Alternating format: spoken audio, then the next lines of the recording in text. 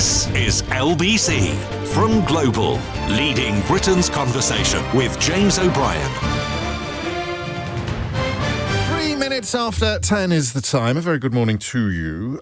When was the first one, do you think? It was the first time that we realised, together, I'm talking now, that you could pick off a fairly hefty question and throw open the phone lines and with a little bit of luck and a little bit of confidence end up with massively increased insights into what was going on in the world. What was the first thing it happened with? I can't remember. I don't want to sort of crow or anything, but when you start getting the kind of calls to the programme that other radio stations would have to book in advance. I mean, it happens now in quite a few areas, doesn't it, on our mornings together. But someone will ring in and they might even be someone who has been booked in advance by a producer on other programmes or other radio stations. And when we get it right, when you and me get it right in the morning, that prompts people who do this stuff for a living to get involved.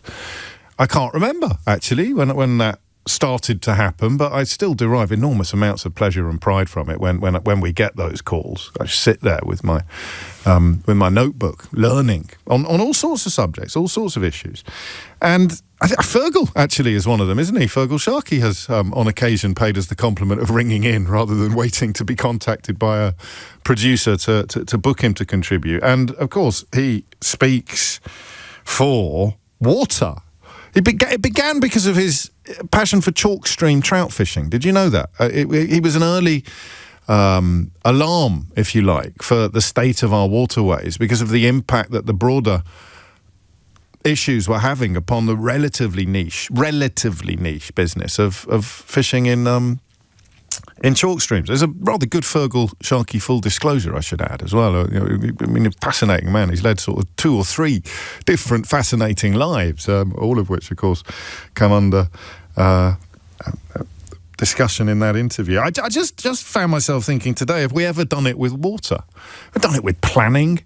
Have we ever really got to the bottom of the simple-ish question of how the hell such an almighty mess? Test and trace was a good one, Paul. You're absolutely right.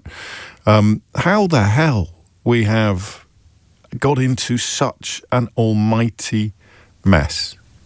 It is objectively astounding, right? It's objectively incredible. I'm going to remind you, and I've done it on a couple of occasions in the past, of the amounts of money taken out of water companies since Margaret Thatcher presided over their privatisation. I presume it was Margaret Thatcher. I should probably double check.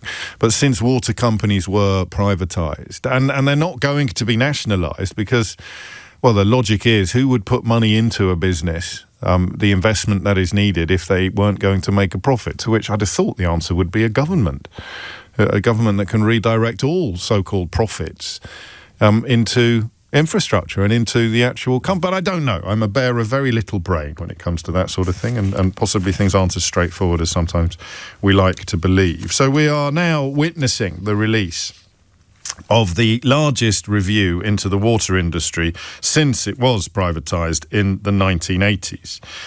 Sir John Cunliffe, former Deputy Governor of the Bank of England, was tempted out of retirement, no less, coaxed, Sky reports, out of retirement by the Environment Secretary Steve Reed. And final recommendations, I can tell you, and you may well already know, are supposed to clean up the sector and improve public confidence, and will see bills rise by about 36% over the next 5 years.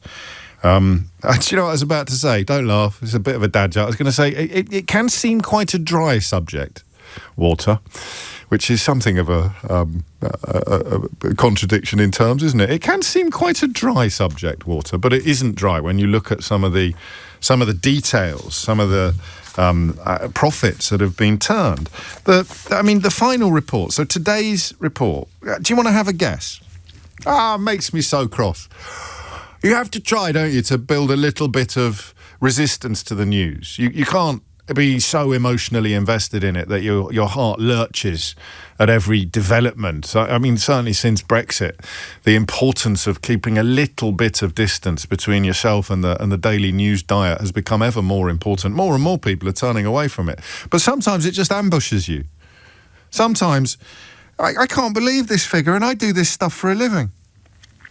Have a guess. Do you want to have a guess? How much money has been taken out of the English? Things are different in Scotland and measurably better, but not perfect. I could probably say that about almost all public sector provision in the United Kingdom. I could say things are better in Scotland, measurably better, but not perfect. Do you want to have a guess? Actually, just let me do the... Here we go. Let me get the inbox ready. So here is the line. We estimate that over... Let's do a missing word round, shall we? We estimate that over blank pounds has been extracted from the English water system by shareholders and affiliated parties since privatisation. That's what I mean by getting ambushed by the news. This statistic, when you think about the fuss that is made about expenditure in other areas, this isn't even expenditure.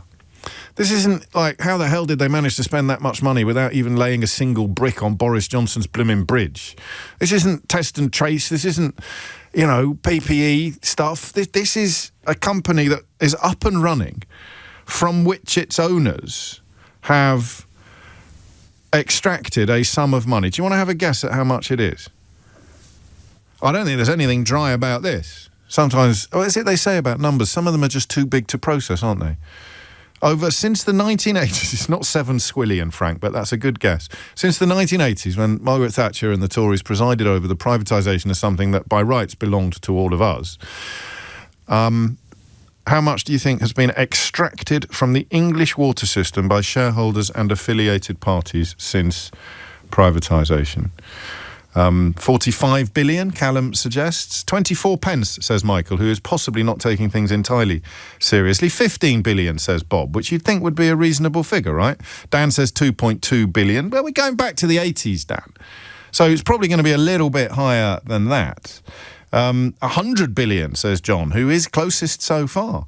74 billion, and we could be here a while. The actual figure is estimated to be 85 billion pounds in England alone, extracted from a water system that is, it seems to me, not fit for purpose.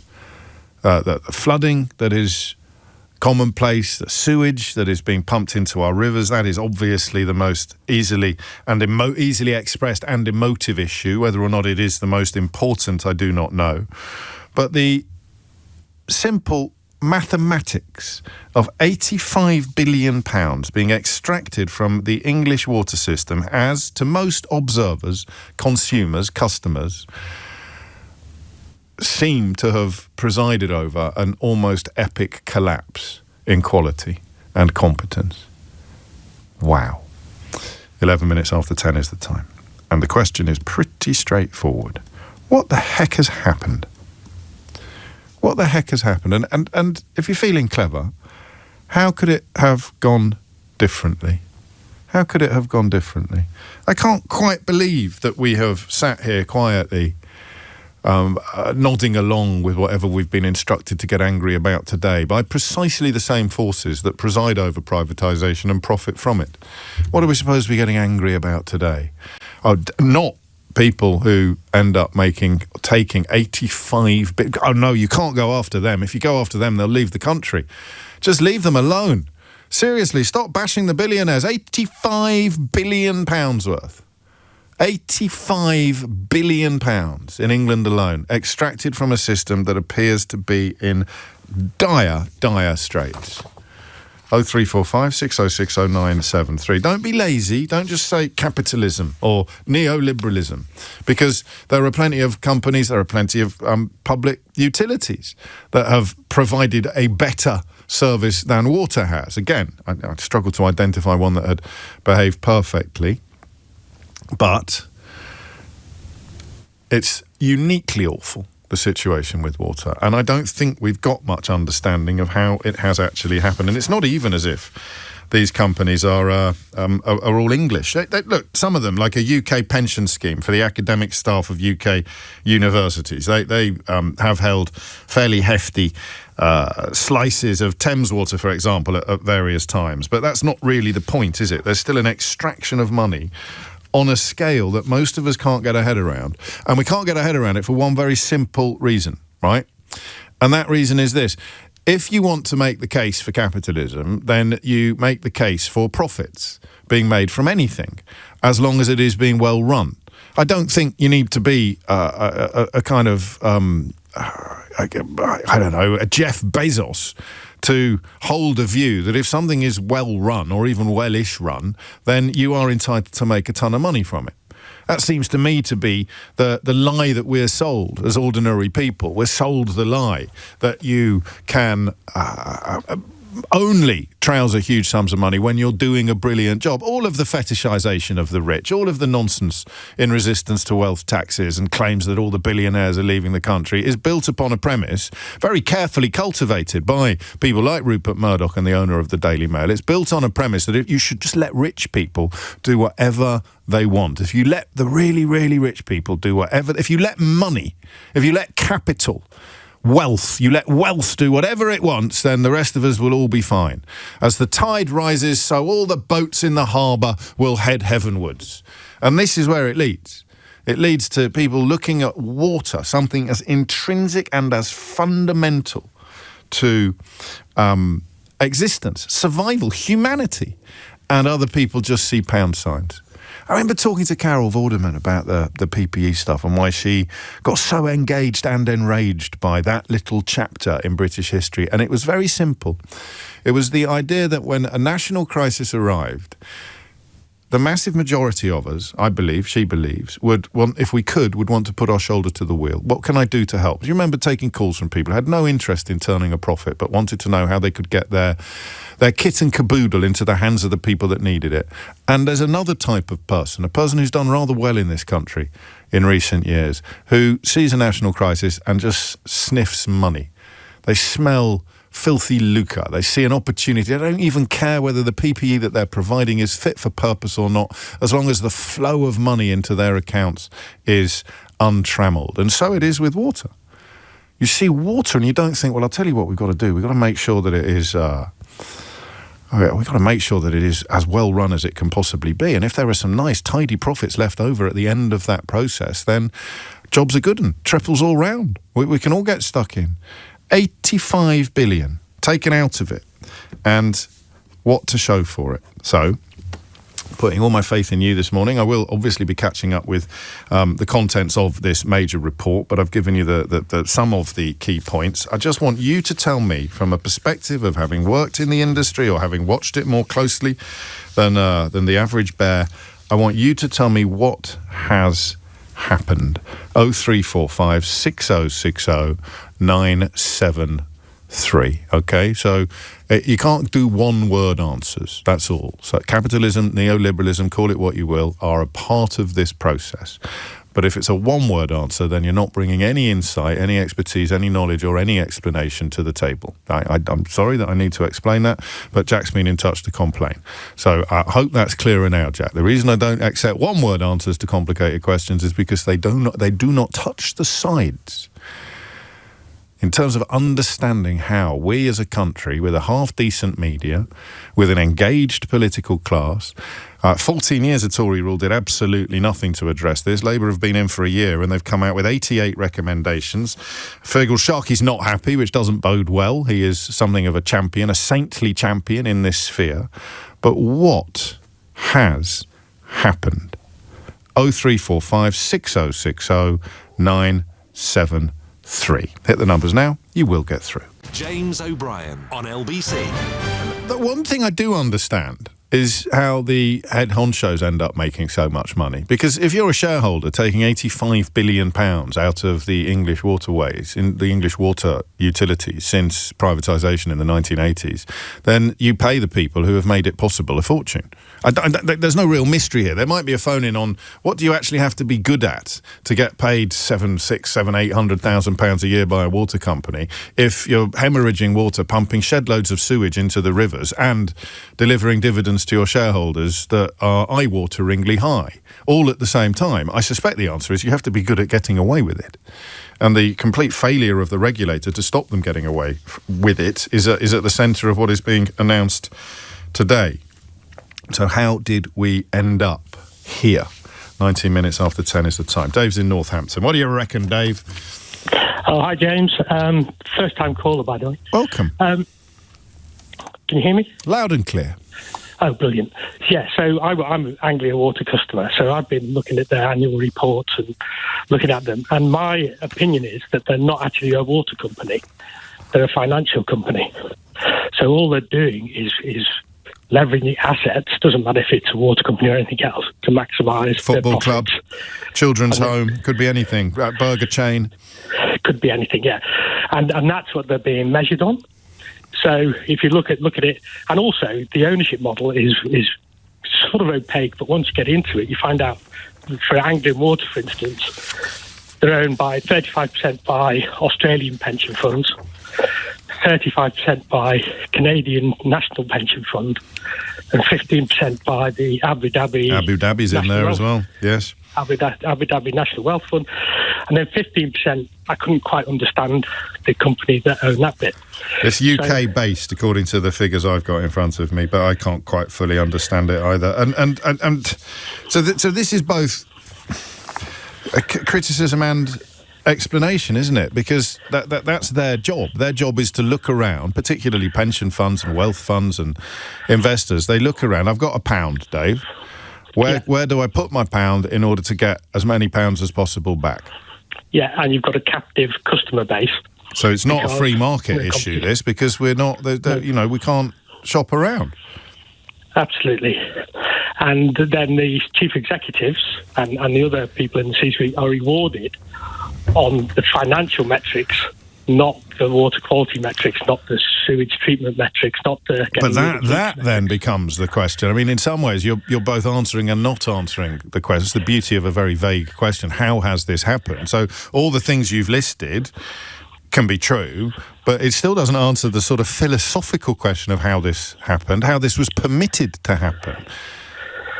So I think the philosophical question, James, could be that when the private water companies were set up, they needed to have charters that said this is how they measure success, this is how they should be rewarded.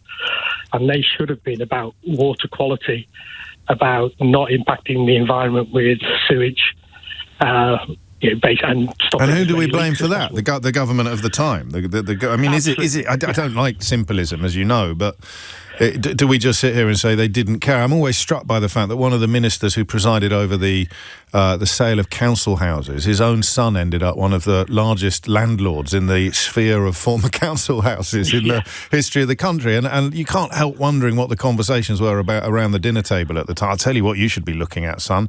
Snapping up all these council houses that we're about to sell to the residents, because that'll be a money machine in 20 years' time. Do you think they honestly sat there talking about the water companies as if the actual quality of water or the contents of our rivers was as nothing compared to the contents of their dividends and their bank accounts?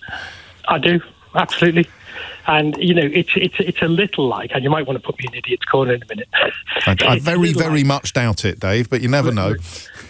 Bill Browder talked about and how the, Russian privatisations went, where the money was concentrated very quickly into very few hands, and those people made a lot of money. And the way that water companies were done is a very similar thing. And all they did then was leverage all the assets the water companies had and effectively mortgaging them all to pay dividends. I'm not putting you in idiot's corner. I hope you're wrong, because it almost offends my sort of patriotic heart to think that what's happened in this country is as corrupt, morally, if not criminally, but as morally corrupt as what has happened in Russia. But it was utilities, the formerly public-owned companies that ended up turning previously unremarkable men into some of the richest men in the world. What belonged to the population ended up belonging to a tiny number of people. And we're looking at the transfer of £85 billion from an asset that was once nationally owned into the pockets of people who are being rewarded simply for being wealthy enough in the first place to invest in it. And it's important to remember, lest we all go Citizen Smith, that pension funds, that could be anybody, completely normal people could be benefiting from these dividends, will be benefiting from these dividends. So it's lazy of me to paint a picture of some, plutocrat sitting in an ivory tower somewhere. And that is not what happened in Russia. And Dave knows this. I'm not cautioning him or telling him off. But the transfer of wealth may be comparable. From the public sector to the private may be comparable. But the image of a fat cat sitting there filling his boots doesn't quite tally with the amount of pension funds who are invested in this area, including foreign pension funds. Often find, don't you, particularly on the railways, that British governments, conservative governments, historically opposed to nationalisation, actually turn out to be in favour of public ownership of utilities, as long as it's foreign governments that own British utilities. Madness when you think about it, and the more you think about it, perhaps the madder it gets. 0345 6060 973 is the number that you need. Tony's in Greenock in Scotland. Tony, what would you like to say? Yeah, hi James, watching from afar with a much better infrastructure in place here. I just think that there's been a fundamental lack of accountability from the government down around this. It probably goes right back to source when the contracts were awarded. The contracts have probably been very vague and open-ended, and it's allowed the water companies to pretty much do what they want. OFWAT should have had... they've been looking across that to make sure that there were measures in place to make sure that they were doing what they were required to do. And the government are sitting there the last 14 years saying, well, they're probably making a bit of money out of it as well. So, the members of those in Parliament that are overseeing it are probably, they might have shares in or indeed their pension funds might be exposed to it. But again, I mean, I don't know. I'm guarding against some of the reaches this morning. I don't think that. I certainly don't think that Labour politicians would be minded not to fix the water system because of the possibility of personal profit through a pension fund. I just don't quite see those dots joining. It's more a historic Tory dedication to protecting the interests of people who probably least need the support and help of governments.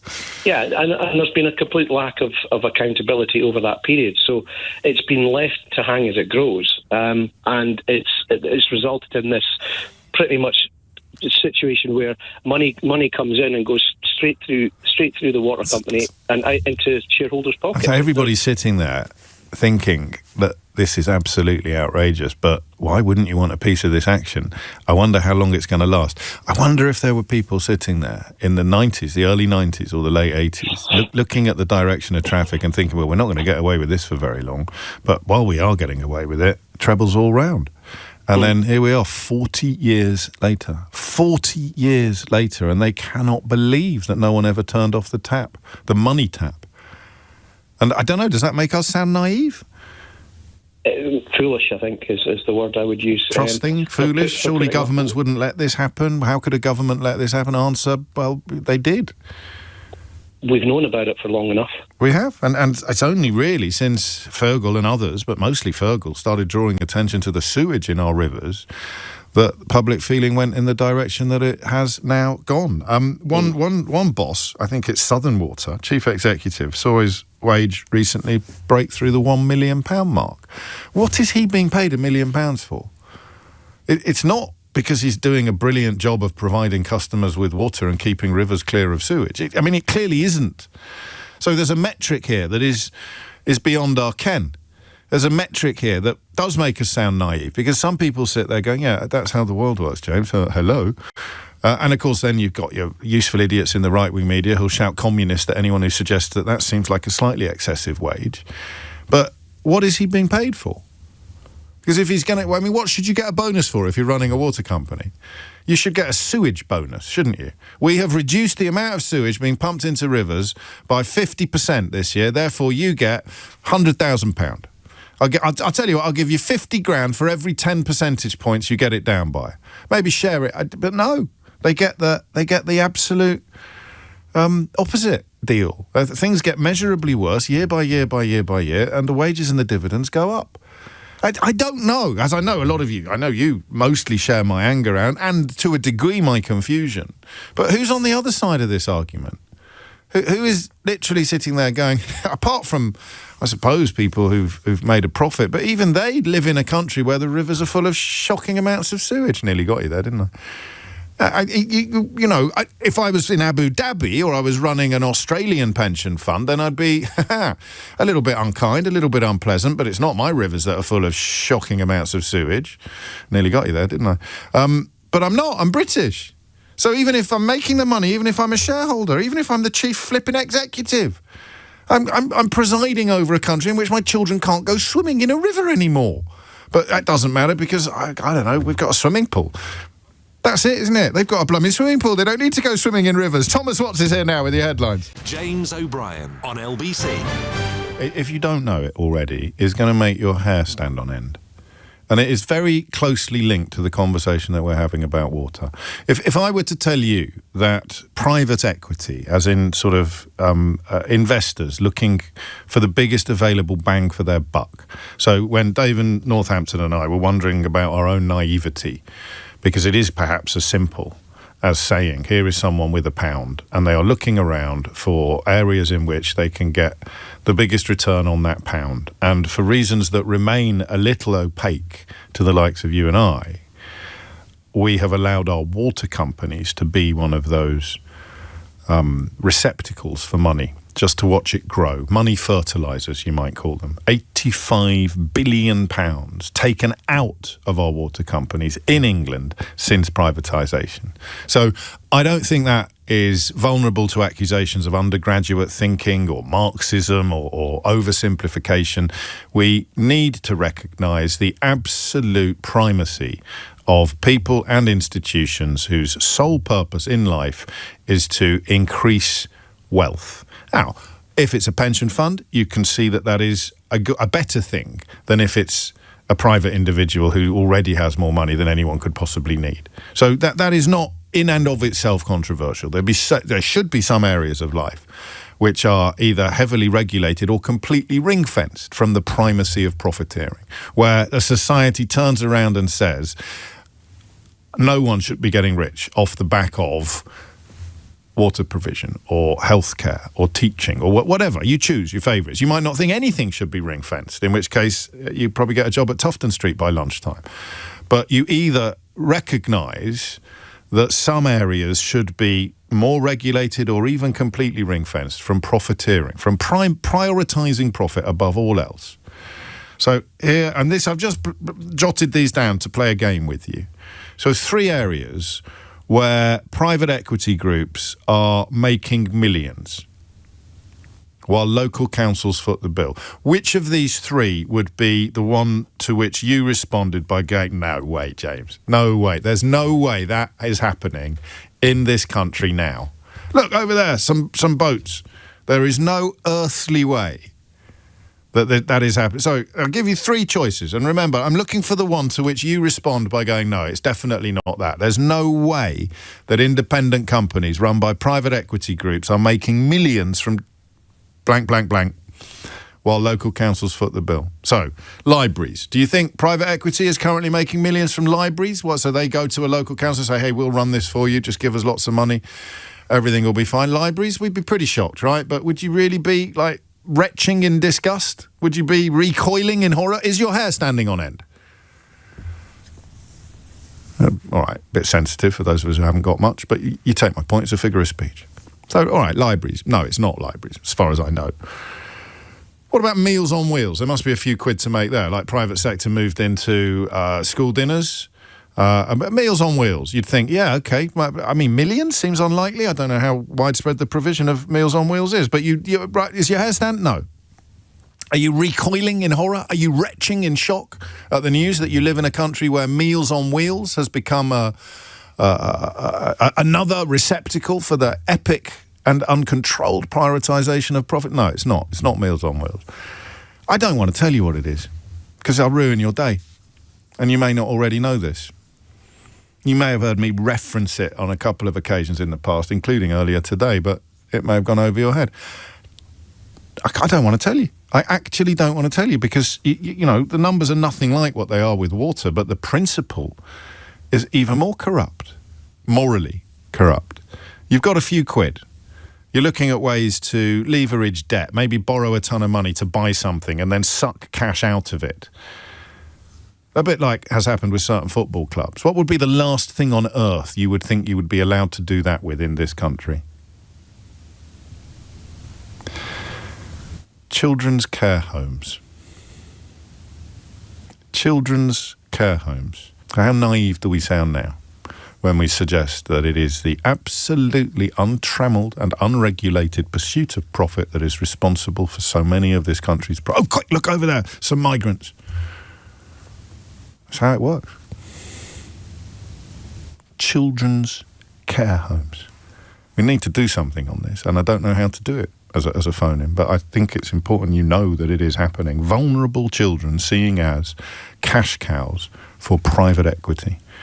And we're sitting here reeling at the scale of the rinsing that's been done to our waterways. Vulnerable children, often abandoned children. Oh, there's an opportunity to make a few quid. Trebles all round. Back to the water. Pat's in Carshalton. Pat, what would you like to say? Oh, good morning, James. I would like all the customers in this area to read the back of their bill, where there's a little square box. Yes. The first box is what is a cubic metre.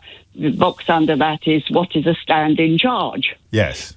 This helps maintain the pipes that deliver water to your home. It also includes which should be an, £11.57 contribution toward our government and customer-backed water support scheme, which provides a discount for people needing extra financial support. Right. Nowhere else in the bill can you find this listed, but this started off back in 2014 as a pound a time. Yeah. Charge. Well, I'm not sharing your fury yet, Pat, so tell me what I'm supposed to be angry about. Well, what are we paying? It seems to me like this is a hidden charge. Well, it's on the back of your bill. No. It's not very well hidden. Well, it's not listed anywhere other than just saying it's now £11.57, which started off at £1 a time back in 2014. Right. Where's it going to end? Well, I don't know. But what? And this is so everyone paying their water bill pays a bit towards people who can't afford to pay their water bill, which they get a 50% discount on. Yeah, I mean, of all the things that I'm angry about today, I can see that might appear on the list, but it's going to be £85 billion has gone to private equity, and you're cross, I think, about people who can't afford to pay their water bills getting help from the rest of us. Well, no, it's just... Well, that's it, yes.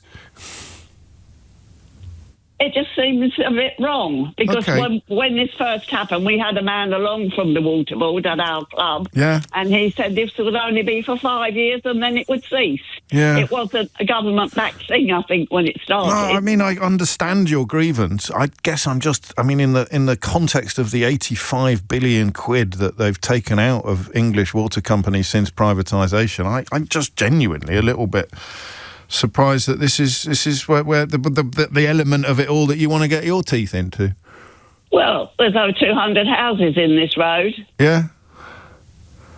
You know, are we paying towards this vast... Well, I guess I'm just sort of thinking of someone who can't afford to pay their water bill, and you're thinking that they must be swinging the lead, are you, or that they're not really in genuine need, or I don't know. I just think this should be written out a bit better. Well, it is. It's there in front of you on the back of your bill. Most people don't. When I've talked to people about it, they haven't even read that bit. They haven't seen it. So where would you put it? I would list it separately. Right. Where?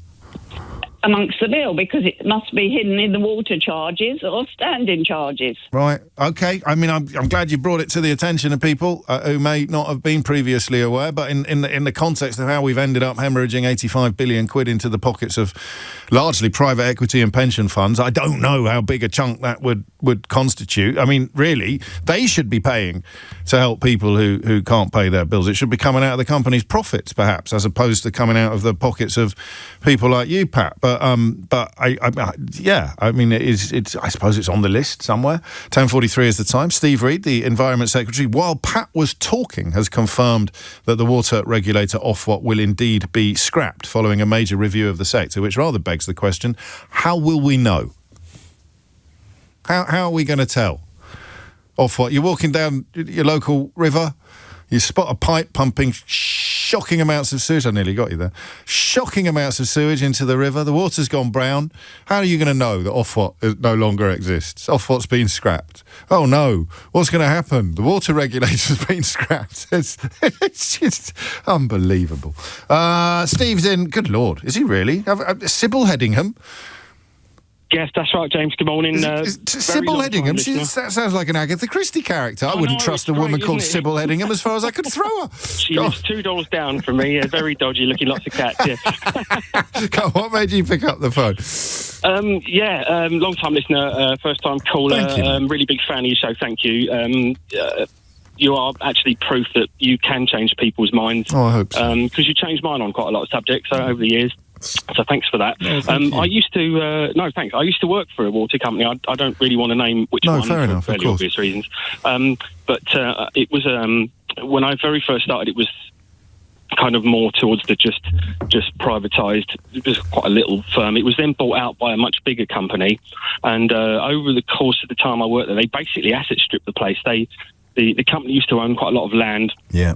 In some very nice areas that was worth millions. And this company then basically proceeded to sell off all of that land piecemeal, bit by bit. And then they moved all of the operations into basically rented offices that they had built and fitted out, and the company then had to pay for. So the company's now having to pay as an ongoing cost for those premises just to keep going. So that's where I think a lot of the money's going. It's basically being siphoned out and put into pockets of people who already have more than they need. So flogging off the assets and then getting a big payoff that year, and then the company itself. And it's just, you sort of wonder why they move on, some of these owners. And the answer is, well, we've sold everything we can sell. We've sold everything that isn't nailed down. So the next lot will have a slightly different set of priorities and have a slightly different business model, which will involve, I don't know, off the top of my head, let's stop stopping sewage. How much money are we spending at the moment on stopping sewage going into the rivers? How much? Well, we could stop that immediately. Trebles all round. I mean, I'm being simplistic and a bit daft, but once you've flogged off all the assets and you still have shareholders baying for more, you're going to have to going to have to do it. Did you ever? I mean, again, being discreet, Steve. Did you ever? I mean, were there people upstairs who were just laughing at customers, do you think? Just somewhere in that chain of command, they're just taking us all for mugs. I really got that feeling. I mean, I was just in, I don't do it anymore. I'm retired from that business. I do something else, but I was in IT. So you used to meet a lot of people doing that, and you very much got the feeling that the people at the top were very much looking down their nose, not just the staff, but the customers too. Well, we are in the business of farming money, and everybody is either kind of part of our crop or irrelevant. They weren't in the water business, these people. They were in the money business, and I think that's what's wrong with it. It shouldn't be run for profit. You know, we need it. It's a need, isn't it? It's not a nice to have water. We need it, and and that's why I use the word ring fence. Some things should be. That was one of my first ever political thoughts. Steve, thank you. The next time we talk, I shall find out more about Sybil Headingham. What an absolutely charming place name that is. One of my earliest political moments, actually, was just thinking, well, you shouldn't be making a lot of money out of that. or possibly even any money. I don't know whether that makes you sound like a Marxist or whether that makes you sound horribly naive, but no one surely is going to be arguing that you should be allowed to make this much money out of water, or, as I've brought to your attention very reluctantly this morning, that the amount of money that some private equity firms now make out of children's care homes. And asset stripping in the 80s, when they made Wall Street, it was supposed to be, I think this is true, it may be one of those apocryphal tales, but Oliver Stone made Wall Street as a warning. I don't think he expected Michael Douglas's character, Gordon Gekko, to become a sort of folk hero. We underestimate this. Sometimes when you look at politics and policies and you think, how can people on the wrong end of inequality be in favour of inequality? And it isn't just clever propaganda and manipulation by media and politics. It is the idea that there's a really unfair system and I might be on the right side of it one day. So that perhaps is why we don't get the public anger, because a lot of people sit there thinking, God, I'd love that. Cool, I wish I could make a few quid out of children's care homes. I wish I could asset strip a water company, but I can't. I certainly don't want to live in a world where nobody can. I don't know. I mean, it's hard, isn't it, to work this stuff out, but it's important to try. James O'Brien on LBC.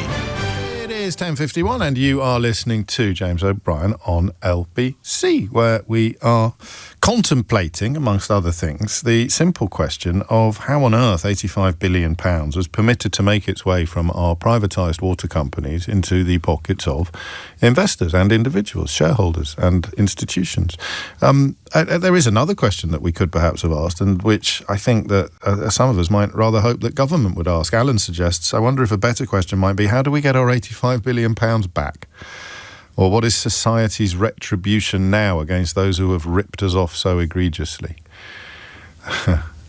And set fire to a hotel containing refugees because you're so angry. What recourse do you have against the people who've literally rinsed us all of £85 billion? Crazy, right? And there we are. It is 10:52. Jasbinder is in Hampstead. Jasbinder, what would you like to say? Hi, James. I'm going to coin a phrase you've just used, and you may accuse me of being simplistic and a bit daft, but I think we've sold the dream a few decades ago in the 80s about privatisation and the benefits of the reasons and the benefits of privatisation, and we are so far removed from that dream 4 decades later, and I think that's the reason why there isn't the anger that there should be behind any of the natural monopolies that have been privatised and squeezed for That's a good phrase. supernatural profits. And it's been normalised. And to speak out against privatisation, at least of the natural monopolies, is still...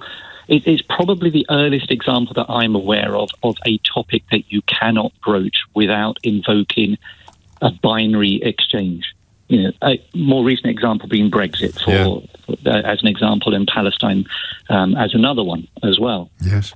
So you are either with us or against us, and if you're against us, then you're opposed to profit.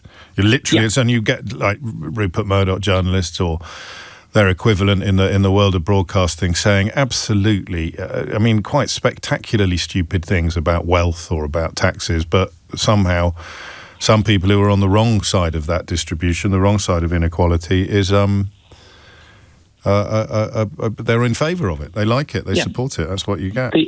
The modern equivalent of the dream that we were sold in the 80s, which is broad share ownership, have a stake in the company and its success, and reap some of the dividends from your £300 or £400 worth of shares that you got when they were initially privatised. Now is, if you nationalise it, this is just one example of an argument against the nationalisation of some of the privatised industries.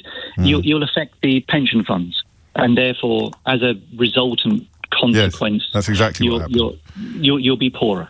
So even now, they're trying to make that connection. First it was, take part in an exciting venture. Tell Sid. Own a few own a few shares here and there. Now you're threatening the pension funds, not just of your own pension, but of other generations' pensions as well. So that whole argument has been baked into the culture of this country, and maybe one or two other countries I'm not that familiar with in terms of their privatisation rationale. But I'm not angry about this situation, unfortunately. I'm resigned. Yeah. Because I can't see anything other than, at least of the natural resources, so gas, electricity, water. If they're not renationalised, what you're trying to do is fight market forces. And that's an unwinnable battle. So the regulator, and you pointed out that OFWAT has been shut down. The regulator can only work to the mandate that it's been given. It can only work within the powers that it has been given. And if the government decides to replace OFWAT with something else and gives it a similar mandate and a similar toothless mandate, then we're still going to be where we're at. And that seems to be Fergal Sharkey's concern this morning, although one minister has expressed a little bit of unhappiness that he didn't wait until he'd read the report before speaking out. But unless they create a regulator with teeth, then nothing is likely to improve at anything like the scale that is necessary. And to support your point, which you've expressed quite brilliantly, we live in a political climate, or we have lived in a political climate, and Brexit, you brought Brexit into it. Don't you just hate people who bring Brexit into everything, Jasbinder? It's such absolutely shocking behaviour. But we've inhabited a political climate dictated by people who think we've got too much regulation in this country.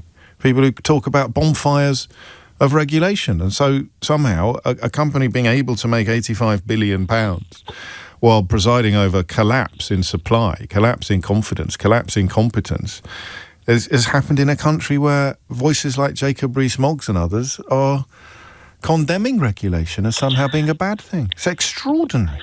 And can I just make a final point, James? You mentioned libraries, Meals on Wheels, and children's care homes. Yes. I'm pretty certain I read a piece a while back about children's care homes and privatisation and the resultant commoditisation of vulnerable children. Oh, yes, you did. That's why I mention it. It's solely because if we're getting cross about water, how cross are we going to get about vulnerable children? Answer, not cross enough. In fact, would you be resigned about that, mate, do you think? No. Good. Because it's the closest in this country we've got to an over example of the incarceration industry in the US. Yeah, you're right. Except it involves children. Yeah, you're right. Because, you'd hope that the switching off, if you like, of some of our empathy, compassion, concern that can easily be achieved when you're talking about prisoners or people, as long as you don't go into things like background or education or literacy or neurodiversity or poverty, you can easily persuade the public to hate prisoners and therefore people can turn them into a commodity. You'd hope that the same wouldn't be true of vulnerable children, but these days I don't take anything for granted. Thank you, Jasbinder. That was brilliantly explained. 10:50, I'll squeeze in one more. James is in Swansea. James, what would you like to say? Hi, James. England has been described as a nation of shopkeepers for hundreds of years, and I think that's still true today. I think we as a country, and I'll include the rest of the UK, and just using England as that was the phrase, we just seem to sort of sit back and take it and don't really... Is that what it meant? It was Napoleon, wasn't it, who said that? I never really stopped to think. I can't believe I've got to 53 without ever stopping to think about what he meant. He can't have meant it as a compliment, can he, if it was Napoleon? No, supposedly Napoleon. Yeah. And I think, the middle classes are sort of more concerned about their money, their pensions, as we've said. A lot of these companies are tied up with pensions. The French wouldn't stand for this. I think we see that quite regularly that they wouldn't, but luckily for them, they have state-run services and they seem to run a lot better. I'm currently calling from Wales. I live in London now, so I'm at the mercy of Thames Water, but Welsh Water, not-for-profit. So you kind of don't really mind the money going back into the system. But the CEO of Welsh Water took home just shy of £900,000 a couple of years ago, which for me seems like an extortionate amount of money for, whilst it's an important job, head of a police force is earning a tenth of that maybe, or 1/9 of that. I just think that the media has done divide and rule for many hundreds of years in this country. You've got the Daily Mail being the most popular news outlet. and it's like you said, pointing over there. Oh, look, that immigrant wants a crumb of your cookie. Never mind the one who's taken half a packet. It's the one that wants a crumb that's the problem. And the rhetoric kicks in immediately that anyone makes even the slightest noise about redistributing, just recalibrating. The richest people would still be the richest people. They just wouldn't. The gaps wouldn't be quite as big as they are now. You can take £5 billion. You could even maybe take £15 billion out of these companies over the period of privatisation, but 85 billion? Or do we chalk them up? I love Jasminder's phrase about natural supplies yielding unnatural profits. Emma uses the phrase life support. So, life support should not be privately held. Water, enough food to live, housing, healthcare, schooling, environmental care. Some things should be perceived, society should provide them as fundamental rights. Even if our taxes pay for them, they should be available to everybody, and they should be immune to the pursuit of profit, or at least the pursuit of untrammeled profit, possibly the pursuit of all profit. We'll do another phone-in one day about those salaries and how an ordinary person, because shareholders decide what's acceptable or not. I don't know how we can get a handle on what is reasonable and what is not reasonable. I really don't, but I'm reminded of that line about if you want someone well off to work harder, you need to pay them more. If you want someone poor to work harder, you have to pay them less. James O'Brien on LBC.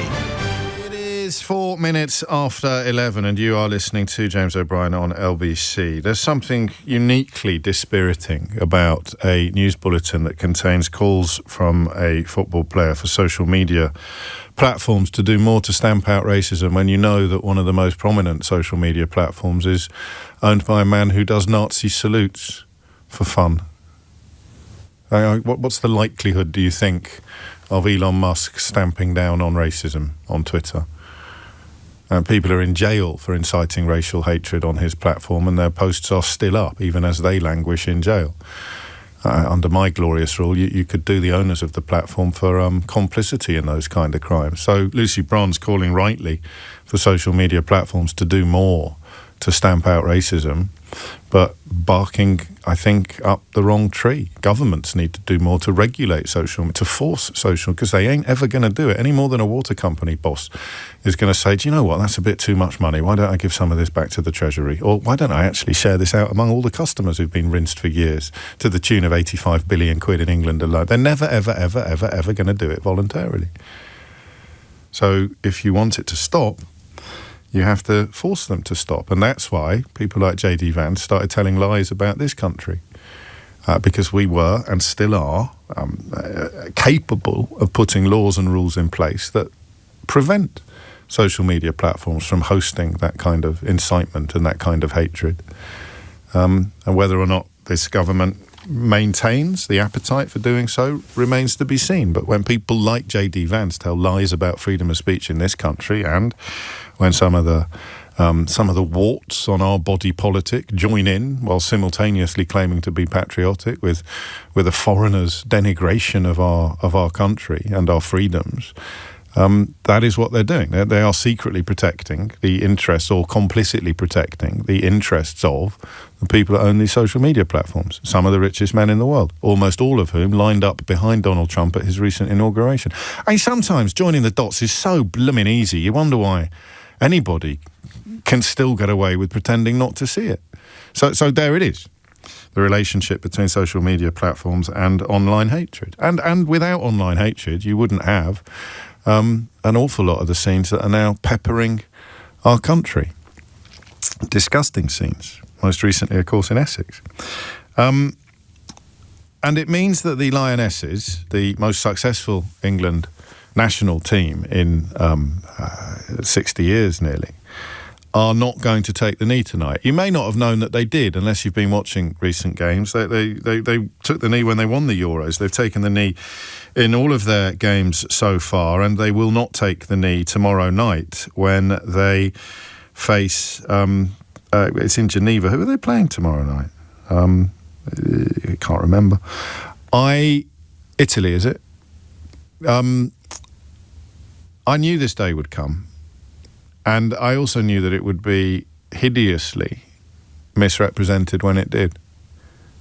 It's a really poignant story, this, when you actually think about it properly. The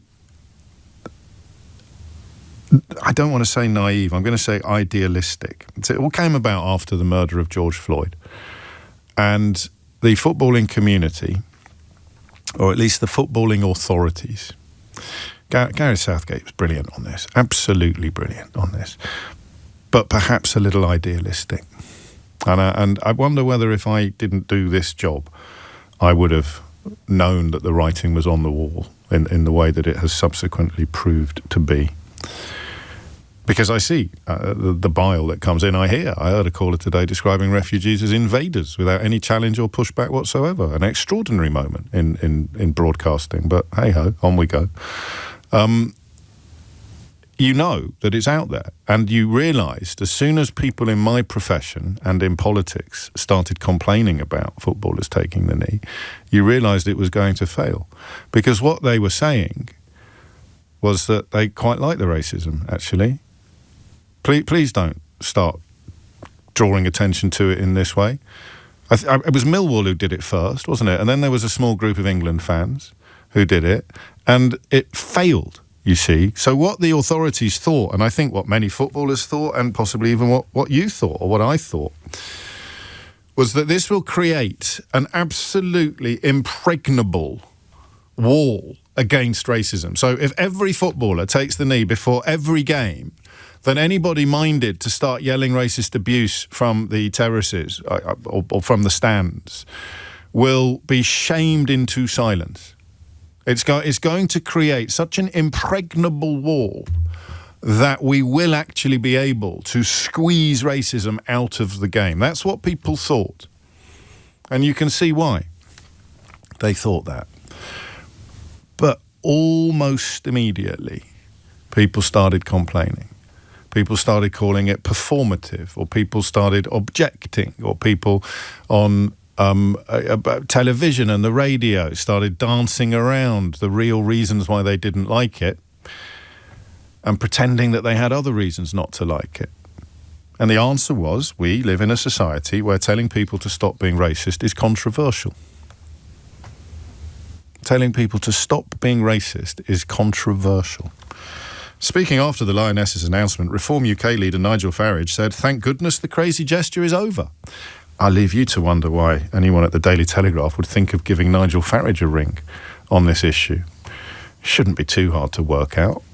So, telling people not to be racist in this country is a controversial thing to do.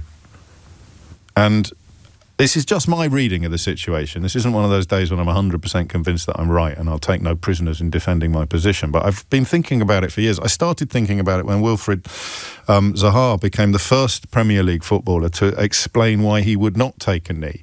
And he was immediately lionised by people who ignored or didn't care what he actually said. Because what he said back in 2021 was almost identical to what the Lionesses are saying now. What the England football team are saying now, which is that it hasn't worked. It doesn't work. The racism is still there. The people who describe it as a crazy gesture are still out there. And they haven't been silenced. They haven't been cowed. They haven't been quietened. It's still there. So that's why Wilfried Zaha decided not to do it anymore, because it wasn't working. It didn't address the racism. I wonder whether without social media it might have worked.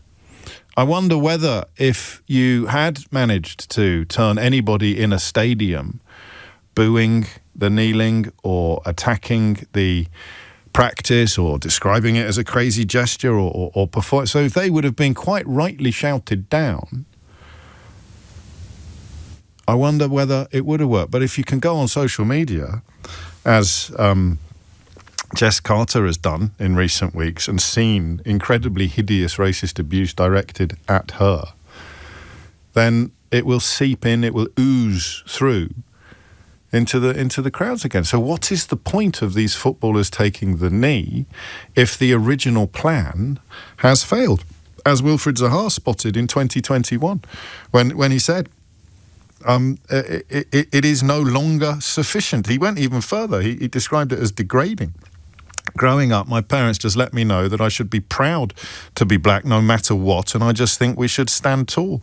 The meaning behind the whole thing is becoming something that we just do now. And then here's the bits that weren't quoted by the people who would defend the Millwall fans who started booing it almost as soon as it started. That's not enough. That's not enough. So how do you explain to somebody like Jess Carter why you're taking the knee, or why you're being told to take the knee, if she's still getting hideous racist abuse online?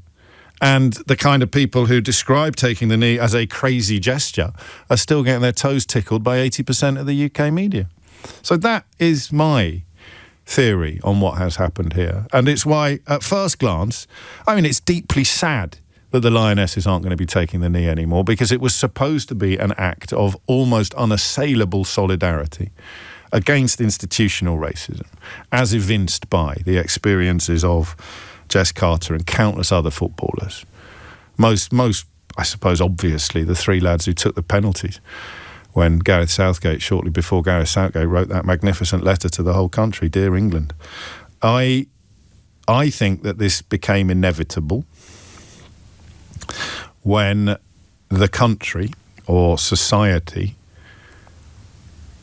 revealed that telling people not to be racist was still controversial in this country. What do you think?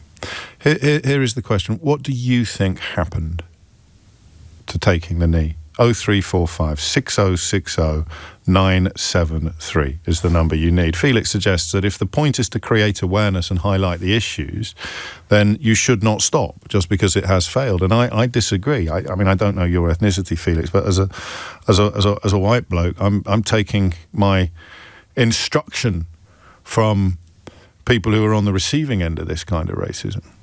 And there comes a point where I think you would say to yourself, why am I taking the knee when I'm still being called the N-word on social media? Why am I taking the knee when I'm still being abused for my skin colour on social media? Why are we taking the knee? And the answer is, I don't know why we're doing it, because nothing's changed. Nothing's got better. Arguably, in this country, at this point in time, everything's got worse in this area, in the arena of racism, racial politics. And the Lionesses stopped taking the knee after a star is racially abused, and Nigel Farage avails himself of the opportunity to say, thank goodness the crazy gesture is over. I'm sure that the Daily Telegraph cut out the paragraphs where he expressed his enormous sympathy for Jess Carter and his outrage at the kind of abuse that she's been facing online. There just wasn't room for it in this rather long article in the Daily Telegraph today. They could just squeeze in at the end his celebration that the crazy gesture is now over. Just no room. I'm sure he waxed lyrical about how awful it is for someone to be on the receiving end of this kind of racist abuse. And she's coming off social media because nobody is going to make the social media platform stop doing it. So I feel this quite keenly, as I hope you can tell. I find it heartbreaking, actually, that this initial idealism gave way so quickly. I could hear it on LBC, people saying, oh, I don't know why we're doing this, it's ridiculous. Well, I'll tell you why we're doing it. We're trying to create an impregnable wall of opposition to racism, of anti-racism, trying to make the music change to a place that resists racism, not ignores it or doesn't do anything or even endorses or goes along with it, because, of course, silence is violence. What you do instead is kneel before every single game until football has become a place where racism is absolutely unacceptable. And unfortunately, football has not become a place where racism is absolutely unacceptable. Therefore, the women taking the knee have decided that they're not going to anymore. So there are two questions here. What do you think of this specific decision by these players? 0345 6060 973. And what do you think happened? What's your account? How would you explain the journey from a place where every footballer in the land would go down on a knee before a game in order to express their opposition to and revulsion by racism, and the decision today that it's going to pretty much disappear from football fields in the United Kingdom. 0345 6060 973 is the number that you need. So what has happened to taking the knee? And what do you think of the Lionesses' reasons for and decision to stop doing it after the racist abuse? Because, I mean, listen, if you were just waking up to this story, you might think that a defender receiving racist abuse is a reason to double down on the kneeling. But as Wilfred Zaha suggested in 2021, it's not enough. 0345 6060 973 is the number that you need. It's 11:18. James O'Brien on LBC.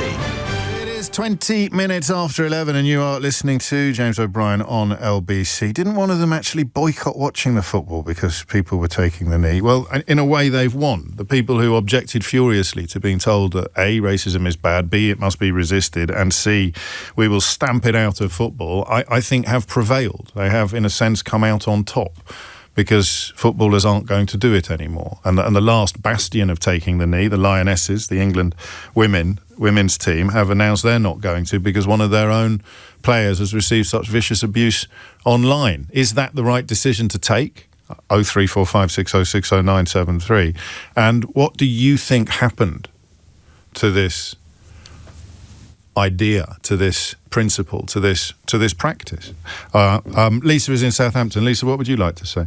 Yeah, I do think that it's probably counterproductive. I grew up about an hour and a half from Colin Kaepernick, and he was the player that started the whole thing with the NFL of taking the knee. Yeah, of course. And the abuse that he got was incredible from the 49er fans. And I'm a 49er fan. I grew up in San Francisco Bay Area, and I know, and so I would just I think it is counterproductive because the movement is basically, with Nigel Farage, it's been something that people are latching onto, and it becomes counterproductive because it's not there. What it meant to do was to highlight racism, and somehow people like Nigel Farage doesn't think there is racism. Yeah. I mean, and he's propagating it. I don't want to become like America because obviously we've become quite a racist society in America. I think we're catching you up. Yeah, and I find that incredibly sad because I always held the UK up to be, I've lived here 41 years, to be kind of a safe space. But this is an admission of defeat, isn't it, in a way? But I think it's a way I think with Lucy Bronze, I think she's right. I think you can turn it into a positive by people writing to Jess and people supporting the England team to say, look, we think you're fantastic.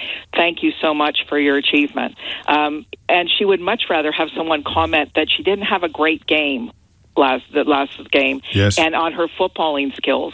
And that's, if people will always make fans. I'm a huge football fan here, and the thing is that she wouldn't mind that because she would say, yeah, I didn't have a great game, but race should never come into it, and we saw this. But but the knee was a way of saying race should never come into it. And it's been a political football. It's been turned. Look at Black Lives Matter. They Trump painted over in Washington D.C. But again, I don't disagree with you. But when you articulate it in the way that you are, it sounds like a surrender.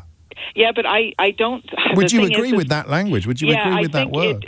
It does sound like a surrender, and I find it extremely sad that it's a surrender. But I think what it was meant to do, it hasn't worked, and there's got to be a different way. Well, it clearly hasn't worked because racism is absolutely arguably more rampant and rabid in this country now than it was when they started doing it. But see, I'd like to see football teams here, and my team is Sunderland, and I would like to see them actually root out the fans at the matches. Yeah, and you're going to struggle at a match now. I mean, in fact, the reason why some fans were so quick to boo the taking of the knee and some members of the media were so quick to defend them was because you can't be, or at that time, you couldn't be publicly racist. You literally couldn't be. And some people, I was very naive in my failure to fully understand this. Some people really hated that and really resented it. So within the ground, things are arguably better than they've ever been. But this is about the social media thing. And that adds to your argument, actually, doesn't it? In that taking the knee on a football pitch is not going to make anybody on social media think twice about using vile racist language. Well, no, because it's a safe space for them, because it's a coward space. Yes. It's easy to make a comment on, and I see it on the football sites in America. I see it with my own team and our players, and most of our players in the NFL are players of color. And I mean, and the thing is, they're proud of them for their achievements, but they didn't like him to take the knee. And I thought, how can you be proud of your player's achievement and not be proud of the person that he feels he is?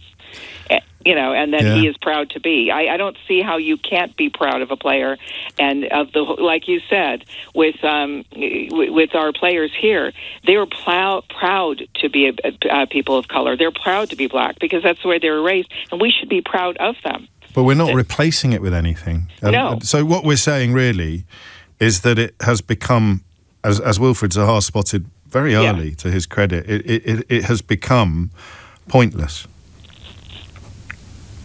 It has become.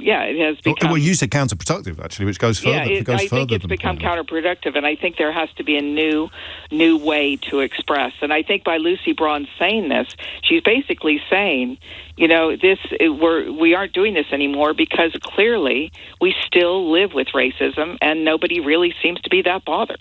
Yeah, and I think I possibly missed in my introduction the difference between the pitch and the well, I didn't miss it because I mentioned it, but the difference between the pitch itself and the and the social media platforms is what renders the gesture meaningless in the great scheme of things. Are England the only team that actually still take the knee? I don't know, actually. Well, that would actually make a difference as well, because there are some countries in the European football club, tournament that are still dealing with their own racism. Yes, of course. And Spain is, sometimes you go to a football match in Spain and Italy, and there can be some very racist comments. So, I don't know if any other team is taking the knee.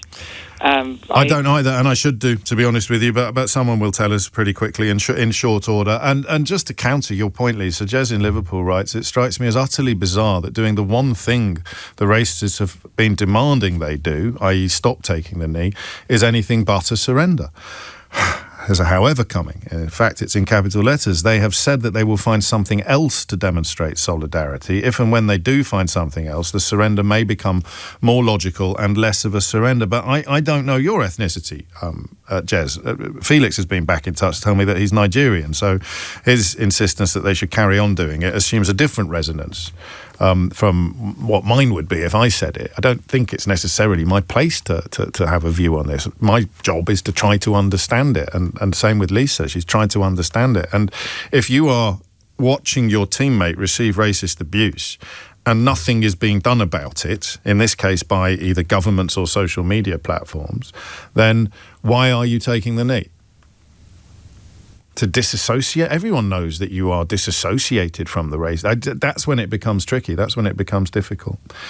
And yet a lot of people, Ian says, I feel emboldened when they take the knee. They should carry on. Sam points out racism has become normalised since the Brexit campaign. It's tragic what this country has become. And Tony suggests that only the white players should take the knee because that is what solidarity looks like. And if it still goes on, don't play.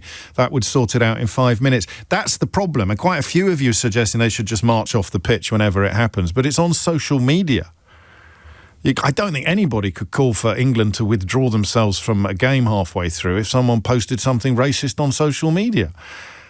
I mean, I haven't been on Twitter this year, but when I left towards the end of last year, it was everywhere. It was absolutely normal, up to and including the bloke that owns the platform doing what to anybody with functioning eyesight, Nazi salutes in public. Who's going to take the steps to remove that from... So what is I guess that's the question.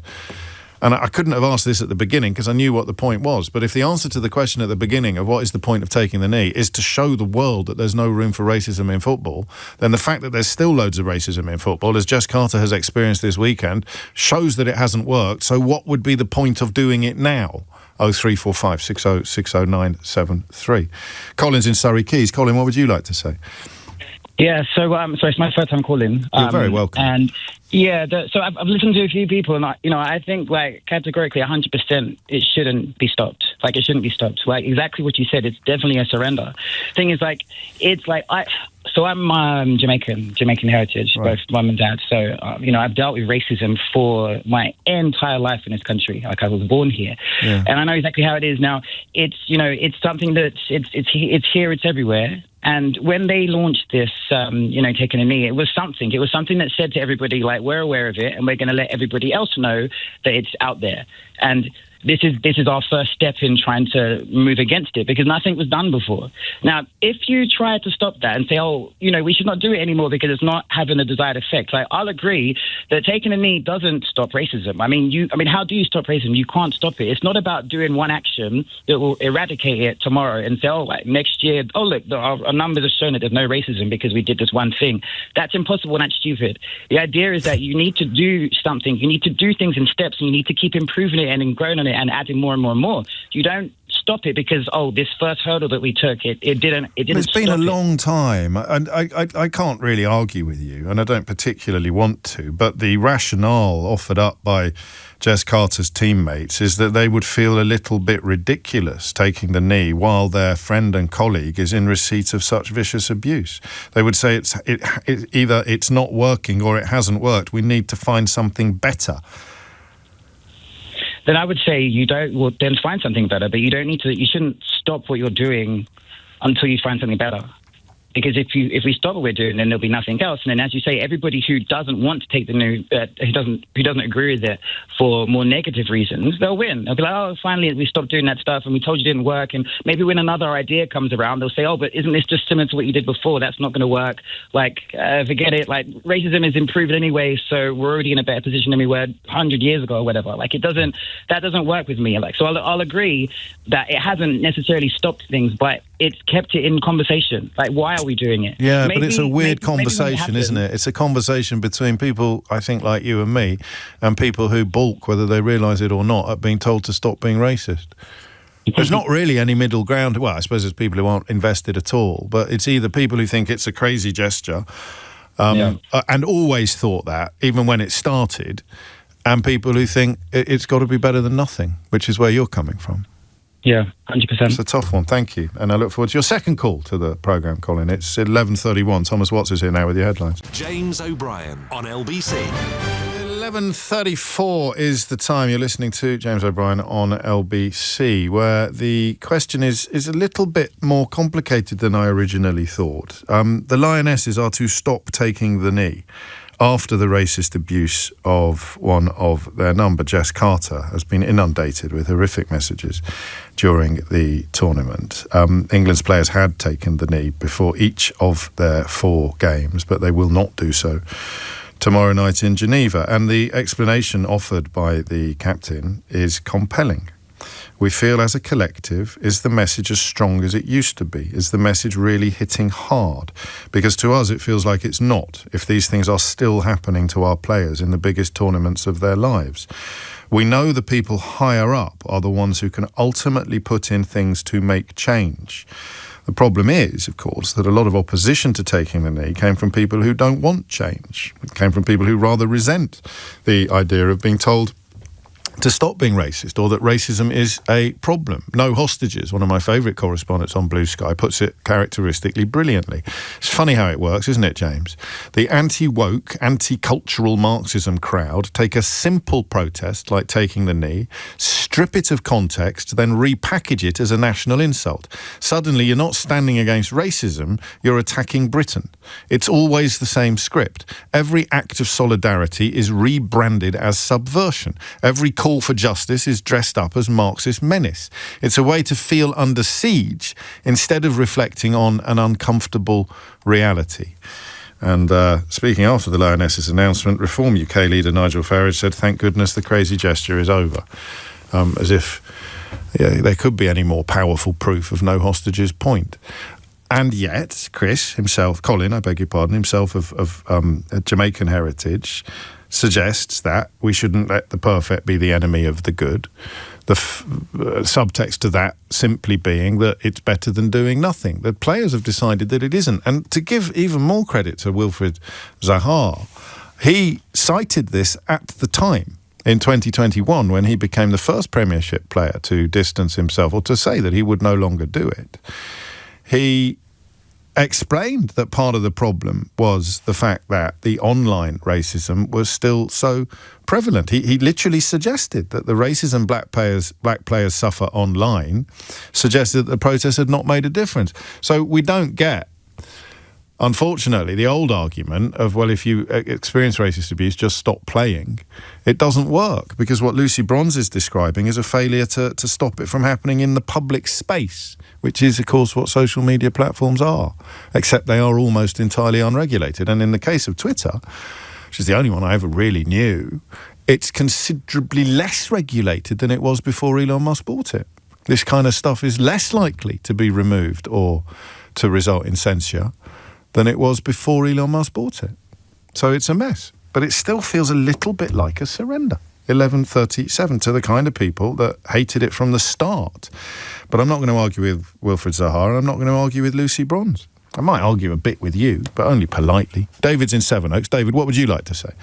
Hi, James. Thanks for taking my call. Gosh, there's so much I could say about this, but I'll try and distill it down to the sort of the essence of what I believe to be the key arguments. First of all, I would say up front, I think me and most of the nation will hopefully be utterly disgusted by the racist bile directed at Jess Carter over the weekend. The second thing I'd say is, in principle, I think I'm with you on this one. I agree that, if anything, I was saying to your producer, I would ramp it up. I think that stopping the taking of the knee is a victory for the knuckle draggers like Farage. It can be both. It can look like a victory for them, but it can still be the right thing to do. I know that sounds a bit cognitive dissonant, but I don't think it is.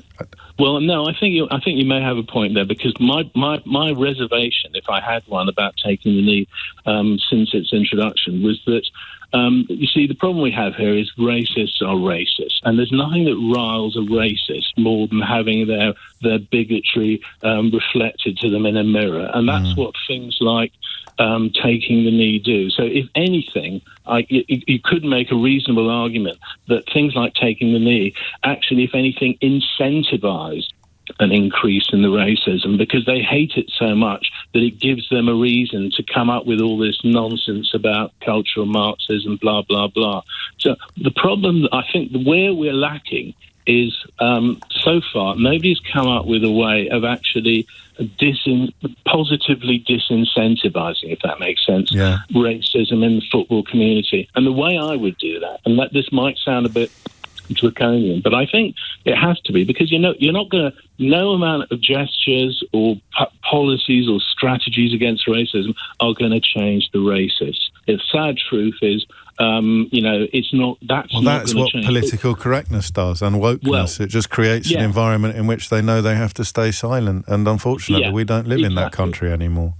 No, but therefore what you have to do is to create mechanisms that actually punish them, in effect, sanction it. So for example, if there was racism on the you've talked about the social media. Well, that's why I slightly object to the notion of this being a problem in the football community. I mean, admittedly, everyone posting nastiness and racism online is watching football, but the football community, beyond social media, if you like, has done quite well. I mean, yes, I think you're right. Some of the things you used to hear and see at football grounds don't happen anymore. But the players, that's true. The players put their head out of the window when they go on social media and get shouted at. That's right. Do you remember a few years ago there was an England match, and I think it was in Hungary, if I remember rightly, and there was the Hungarian supporters were shouting this horrific abuse at some of the England black players on the pitch, and the manager took the players off the pitch. Yeah. Now, for me, if there was a way of doing that on social media, that on social media, so that you're actually sanctioning and you're making life difficult for the racists in a way that disincentivizes them to give vent to this. Yeah, but unfortunately, I think, and I have a problem with this government still using Elon Musk's platform to make announcements and still sort of treating it like a public bulletin board, even after he rode back on the kind of simple, civilised measures that you're talking about. So all you could do, the equivalent to taking a knee, I suppose, on social media would be to remove yourself from the platforms that encourage, provoke and commoditise racism. But, people are still queuing up to somehow champion the woman who got jailed for encouraging people to set fire to refugee hotels. People in my profession queuing up to defend her. So I don't know that it's likely anytime soon that social media will become a place where you can. That there was not the exodus from Twitter that some people somewhat perhaps naively expected or hoped for after Elon Musk's true colours emerged. Thank you, David. Rod's in Brighouse. Rod, what would you like to say? Yeah, I think the taking the knee thing. I can't hear you, Rod. It sounds like you've fallen down a well. The taking the knee thing has gone on long enough, and it's been diluted now. People. I'm just going to try and sort your phone line out, mate. I don't know whether you've put on a balaclava helmet or something since you spoke to the producer, but it's just gone very muffled. But we'll get you back if we can. I've got a guest after 2:15 on the growing Epstein-shaped problem that Donald Trump seems to have on his hands. Kay's in Finsbury Park. Kay, what do you think? I was just saying that I feel that instead of taking a knee, like an alternative can be done, such as like wearing a ribbon in solidarity, like maybe a black and white ribbon, as opposed to, actually physically taking a knee. I also feel that for change to happen, it has to come from the sort of higher echelons. But there's nothing they can do. And this has really highlighted a problem that I hadn't spotted at the outset. I don't agree with you about the ribbons. I think it would fall into the similar sort of category. Jess Carter's still getting racially abused on social media. It doesn't matter how many ribbons we wear. But this is actually a conversation about social media regulation. It's not a conversation about football. It's not even a conversation necessarily about racism. It's about whether or not social media owners should be compelled to control the behaviour of people in their space in service to society and civilization. Which goes back to my first point, that everyone would have to want a change that includes like the football association working with the sort of social media platforms, to combat certain issues such as people that's it's never going to happen. Can you see Elon Musk launching a massive anti-racism initiative anytime soon? It's never all what in support again. What the English players can do is encourage people, maybe for a minute or 2 minutes, to switch off of social media to show sort of solidarity. So that will, lose. Do you know what? That I don't think that would work, but I can't argue with you. In fact, it's precisely the point I made just before you came on. That's the only thing that would make any difference is for people to say, right, if they're not going to do anything about this, I'm leaving. But I think that project has probably peaked around about the beginning of this year. I think the governments haven't left, many companies haven't left, and Facebook's got worse, not better in this field as well. Marita points out very cleverly that we're back to the first hour when we were talking about the water companies and the extremely eye-watering sums of money that have been extracted from the water system since privatisation. And Marita says the corporations don't care about people, they only care about profits.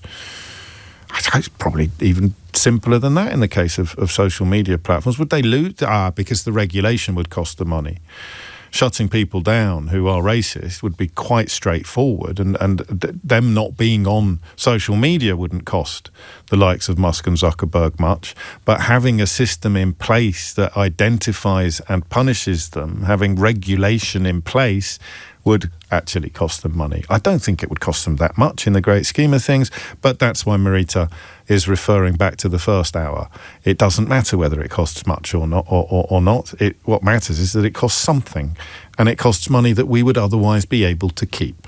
So yes, corporate greed is as relevant to this conversation as it was to the last one. It's 11:46. James O'Brien on LBC. It is 11:49 and you are listening to James O'Brien on LBC. Twice in 2 weeks. That's a very rare honour that we bestow upon guests to this programme, but it's a mark of the quality and breadth indeed of James Ball's work. The political editor of the New World newspaper has been covering the Jeffrey Epstein case since since a rather extraordinary phone call on New Year's Eve 2014. We should probably begin with a quick thumbnail sketch of what happened that night, James, because some people listening to this programme may not know. So it was one of the stranger New Years I've had. I was up in a sort of glamorous party in my friend's flat in Haringey, and sort of standing in the kitchen as is my one, just chatting around, and I suddenly got a text message from a US number, and from a sort of a guy I've known a long time, knows what he's talking about. It was completely cryptic. It was a number that was, to do a slight spoiler, a court case number. And it just said, look this up now, work fast, do not contact the court clerk. Or, you know, and I sort of went, what do you mean? And he said, well, these records will be sealed, they'll be made so that you can't view them and you can't publish on them if you don't do something with it. And so, I mean, come on, that's bait, right? You've got to look that up, aren't you? And so I'm sitting on my mobile, you know, and this is a 10-year-old phone. This is worse than doing it now. So I've been the most antisocial person at this thing. And I look up this document, and it relates to the Jeffrey Epstein case. And it was a submission from a then anonymous complainant. And about sort of 3 or 4 pages in, I realised why he'd sent it to me. And it was the first time that a document made allegations against Prince Andrew in the Epstein documents. So it wasn't suing Prince Andrew. He wasn't a party to the lawsuit. But it was the first time that someone had actually, in a court document, named him and accused him of being involved in the abuse, which, of course, he has very consistently denied, including infamously in the interview with Emily Maitlis. So you are well qualified to bring us up to date with the latest developments. I don't know if this counts as a confession, but I noticed that I've become inured to Donald Trump-related scandal in the sense that I'd never think it's going to lead anywhere because so much depravity and scandal has already washed off him that the temptation to think that this might be something that he fails to shrug off has become impossible to follow. But this is looking slightly different from previous moments. Can you talk us through what's happened and what his problems are? The big difference with this one is that this is a scandal his opponents care about. His supporters care about, even. A lot of Trump supporters are big conspiracy theorists. They do think that the 2020 election was stolen. About half to 2/3 of Trump voters think that there was widespread election fraud. They think the deep state is real. They think that there is a widespread child abuse cult that has been running America. It's just they think the Democrats run it. And in their version of history, the very real Epstein abuse scandal, which went on for decades. And of course, Epstein had some very, very rich and powerful friends. And all the billionaires and the politicians photographed with him say that, of course, they were just photographed and didn't know anything about it. But you had this very visible sort of face of a scandal that they all believe in. And Trump has always said, or the people around him have always said, oh, well, we'll release the Epstein files. We'll release the JFK shooting files. We'll release the information about aliens. And so they've always been able to say, well, yeah, okay, he was in some pictures with Jeffrey Epstein, but he can't have been involved, or why would he be promising to release these? Why would he promise to tell us the truth? Why would he do all of this? This was their ace in the hole. This was why Trump was different. And so for him to turn around and say, well, there's no secret client list, or, you know, there's no evidence that his death in jail in 2019 wasn't a suicide. You know, there's no evidence he was about to turn. All of that might even be true, but it sounds a lot like everything they've heard from the deep state or from other politicians or from the mainstream media for years, and they're not just moving on in the way that he would want them to. And the way they usually do when he tells them to. Someone's got to him. Well, also, I mean, some of the attendant detail involves his Attorney General saying that she's got the list on her desk and then saying days later that the list never existed at all. So you can see why. And also we should probably register the fact that Trump has not just added fuel to the flames, he's courted these people. He's turned conspiracy theorists and professional liars into, quotes, media figures, end quotes. You know, the fellow who was responsible for essentially popularising the idea that there was a paedophile ring being run from the basement of a pizza restaurant in DC that didn't have a basement is now a regular guest at the White House and gets a pass into White House briefing. So he's trying to put a lid back on a very febrile bottle. I mean, Trump's son had talked about why would anyone not just release the whole files. Kash Patel, who is the FBI director, is a conspiracy theorist and embracer of all of this. He's suddenly turned around and said it's a suicide, having said otherwise for years. Pam Bondi did a big stunt where she gave influencers huge binders of material about Epstein that she said were new records. And of course, it was just material that had been in the files. Now, we mustn't forget, Epstein was a serial abuser of women and girls. It took them decades to get justice. But because of that, and they barely got justice, he killed himself before he was convicted of very much. We don't know the full extent of this, but over the course of decades of legal fights that took a huge toll on the victims who pushed them, we got the incremental information about it. We got the sort of news about that. There was a real thing here that destroyed women's lives.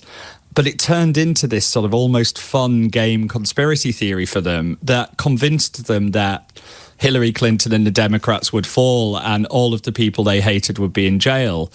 And Trump, having amped that up and promised that that was there, he now looks as suspicious and as similar as the rest of them. Now, some will fall into line, some will move on, but this is a huge deal to a lot of them. The biggest yet. And then along comes Rupert Murdoch, or along comes Emma Tucker, the British editor of The Washington Post.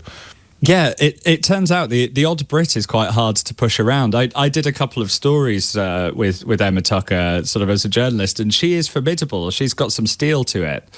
But one way or another, either she wouldn't back down or Rupert Murdoch wouldn't ask her to. You know, Rupert Murdoch is a very old man now. He has sold off most of his media empire. He doesn't own the movie studios anymore. He doesn't own sort of a lot of that. And so he just owns the news channels and the newspapers.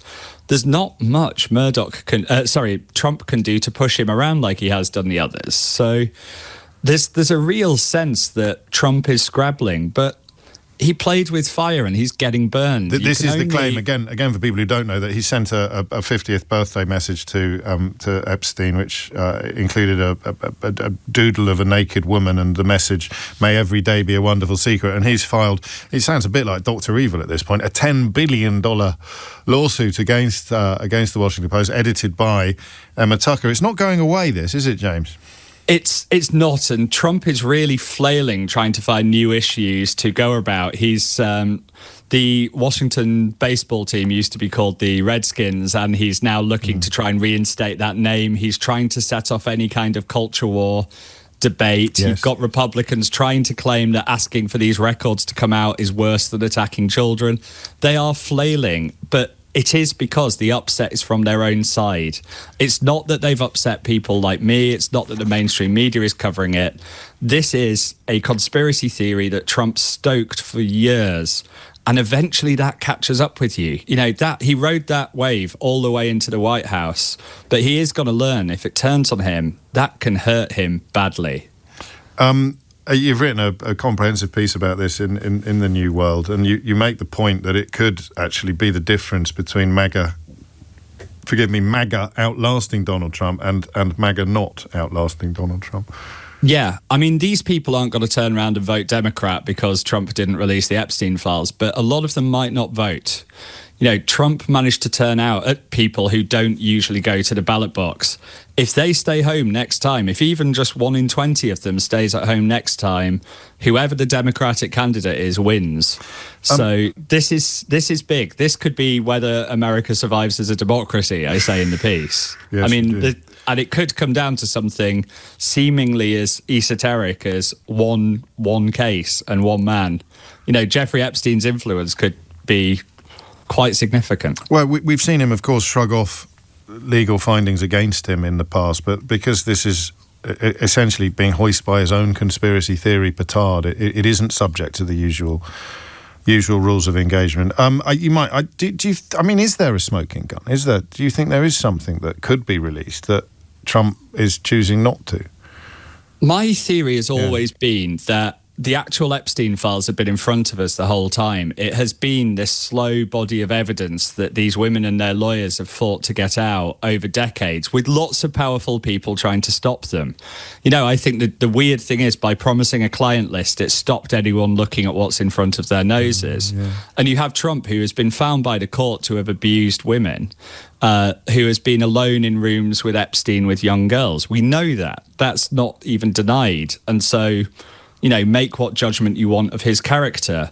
But the way that they're suddenly flailing and reacting now does make me wonder, is there something in this 2019 prosecution? That's when federal prosecutors were trying to get their new convictions against Epstein. Now, that case was focused on him. They weren't trying to get loads of conspirators. But you do wonder, if they've been promising to put out these documents for so long and they haven't done it, is there something in there that they think would do them even more damage than this? So I've gone from kind of saying, I don't think there's anything there, right, to saying, I don't think it's this bombshell document that people imagine, but there surely must be something quite bad in there, or they're even worse at all of their jobs than we thought they were. And that last one, you know, with this lot, possible. Do not undervalue incompetence. No, never. Thank you, James. James Ball, political editor of the New World newspaper and prolific author, all of whose work I heartily recommend. Just bringing us up to date with that story. And my apologies to you for allowing my own prejudices to prevent me from bringing it to your attention earlier. I mean, I'm sure you've already crossed much of it, but I did sort of find myself thinking, oh, what's the point? You know, nothing ever sticks. He gets away with all of the things James has just mentioned. His supporters don't care. They've abandoned reality. Alternative facts are the new fact. So what's the point of cover? And that, of course, is something you have to guard against. So, in my defence, better late than never. James O'Brien on LBC. It's 5 minutes after 12. You're listening to James O'Brien on LBC. This is an interesting one. Do you know, the word resilience is such a strange word in the context of mental health, particularly children's mental health. And I think I finally solved part of the problem I've had. I used to get quite cross whenever I heard people using the word resilience. And then I spoke to some friends who are therapists. And they explained to me the role that it plays in therapy. The problem is, of course, as is so often the case with words, the problem is who's using it. So if some person who is not very thoughtful insists that young people need to be more resilient, they are not coming from a place of concern or sympathy. They're often coming from a place of projection. Whereas if a therapist uses the word to describe things that can be learned and taught, tactics, behaviours that can be adopted to improve a child's situation, then resilience becomes a perfectly acceptable word. I've developed an allergy over the years, you've probably noticed, to the lazier limits of what I do for a living. So the phrases, the opinions, and even the words that lazy people who don't like thinking deploy in conversation have become anathema to me. I've become allergic to them. They bring me out in hives. But of course, that's a me problem. That's not a problem with the word itself.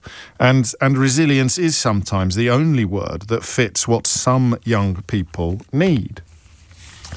But here's the problem, right? And this is something that I care. I'm not entirely sure why I care about it so passionately, but I absolutely do. Children will be taught that worrying and feeling down are not mental health conditions. This is a part of a process designed to curb Britain's spiralling worklessness crisis. Teachers are being told that they must avoid encouraging pupils to self-diagnose normal feelings as more serious problems such as anxiety and depression. And it is tied into a report last week that saw a sharp rise in teenagers and young adults on sickness benefits for mental health problems. And, you know, there's two problems here immediately. The first is, what if it's all real? What if it's all real? And given the relative novelty of, for example, long COVID, that may be presenting itself as mental health problems when it turns out, as the wheels turn, as very much having a physical root. So do you remember everyone used to go on about how ME wasn't real? Fibromyalgia is often chalked up as something that is all in the mind, something that is psychosomatic. And long COVID, many people, including some medical professionals, also think is psychosomatic or just a simple case of a lack of resilience. What if it is almost all real? What if we are living through a period where young people are suffering in ways that they had never suffered before as a consequence of all sorts of things? But those three conditions there introduce the possibility that we're trying to tell people who have no choice in how they feel that they just need to buck up their ideas. But here's the other problem. What if the opposite is true? And this is where I think we all fall into the trap of imagining ourselves being in this situation. So if I say to you, there is a 14-year-old who says they can't get out of bed, right? What do you immediately think of? If you are lucky enough not to have a 14-year-old in your life who genuinely can't get out of bed, if you don't have experience of the conditions I've just run through, there's a 14-year-old who says they can't get out of bed. What do you immediately think of? I might be weird, but I'll tell you what I immediately think of. I immediately think of 14-year-old me claiming that I couldn't get out of bed. Or not even that, 14-year-old me starting most days wishing I could stay in bed. And I was a 14-year-old who needed what we would once have called a kick up the backside. And I think this is what we all run the risk of doing. We all imagine ourselves in the shoes of the young people we're being told about. So, you know, I knew the difference between anxiety and depression and just normal. No, I didn't know, because I never had anxiety or depression. So, you know, we've all said, haven't we, on occasion, I'm depressed. I'm depressed about this. I'm depressed about Kidderminster Harriers. I'm depressed about Wham splitting up. I'm going back to being 14, all right? I'm depressed about this. I'm depressed about that. I'm depressed about... But I wasn't. I didn't have depression. And what we do, I think, is imagine our 14-year-old self saying, I'm depressed or I'm anxious or I can't get out of bed. And when we knew that we could. We did need a kick. So this is what really worries me about all of this. Bridget Phillipson, the Education Secretary, told the Sunday Telegraph, for too many children today, their understanding of how to manage their mood and regulate their emotions is coming from social media rather than their parents, teachers or trained professionals. I mean, first question I've got for you, is that really true? How do we even know whether that's true or not? They're getting, I mean, are children watching stuff on TikTok and deciding that they're too depressed to go to school? It just seems unlikely to me, but my phone lines are open, 0345 6060 973. Our new relationship, sex and health education curriculum will equip children to develop grit and resilience. There it is. Grit and resilience. From the get-go, helping them to understand that feeling a little down or anxious for a while is normal and nothing to worry about. And that's the bit I think I need your help with, is how do we tell the difference? How do we tell the difference? How do you tell the difference? So I am here to tell you that some 14-year-olds, whether you want to describe it as the kick up the backside school of thought, or whether you want to talk about grit and resilience, or whether you simply want to acknowledge that some children perhaps need a little bit of help to understand that worrying about things and feeling down are normal and not the sign of a mental health condition. How do you tell the difference? 0345 6060 973. But what... I've got three lines of thought here, and I haven't successfully managed to knit them all together yet. But underpinning that question is the one about what if it's mostly true? What if there are soaring rates of depression, anxiety, bipolar disorder, all sorts of conditions for reasons that we haven't properly established yet? And telling a child to just get better is not going to change anything. It's going to make everything worse. People feel that they are letting everybody down when they're ill like this. So therapists sometimes will get it wrong, and they'll say, well, tomorrow, why don't you go for a walk? And some 14-year-olds will tell you that they simply can't. If they got out of bed and decided to go for a walk. I read an article recently, it talked about some very loving and well-meaning parents buying a trampoline for their son who was in this kind of category. And he could see the trampoline outside his bedroom window, and every time he saw it, he felt worse because he knew he was never going to get on it. He knew there was something wrong with him that was very different from what his parents thought was wrong with him, what his own therapist thought was wrong with him. 14 years old, we need to take baby steps back to normality. And he was a rugby star. You need to take baby steps back to normality. You just need to go for a walk. But he couldn't. Now, whether it was because his mental health was so crippling or whether it was because he had one of these other conditions that are often written off as psychosomatic doesn't really matter, does it? Because what we're talking about today is people who are apparently using social media or gossip almost to self-diagnose as having depression or anxiety. And I guess the first question I have to ask you is whether or not that's true. Who's going to be able to tell me whether or not that's true? Because I don't think it would be very easy for me to find a parent who says, yeah, my kid is swinging the lead. My child is swinging the lead.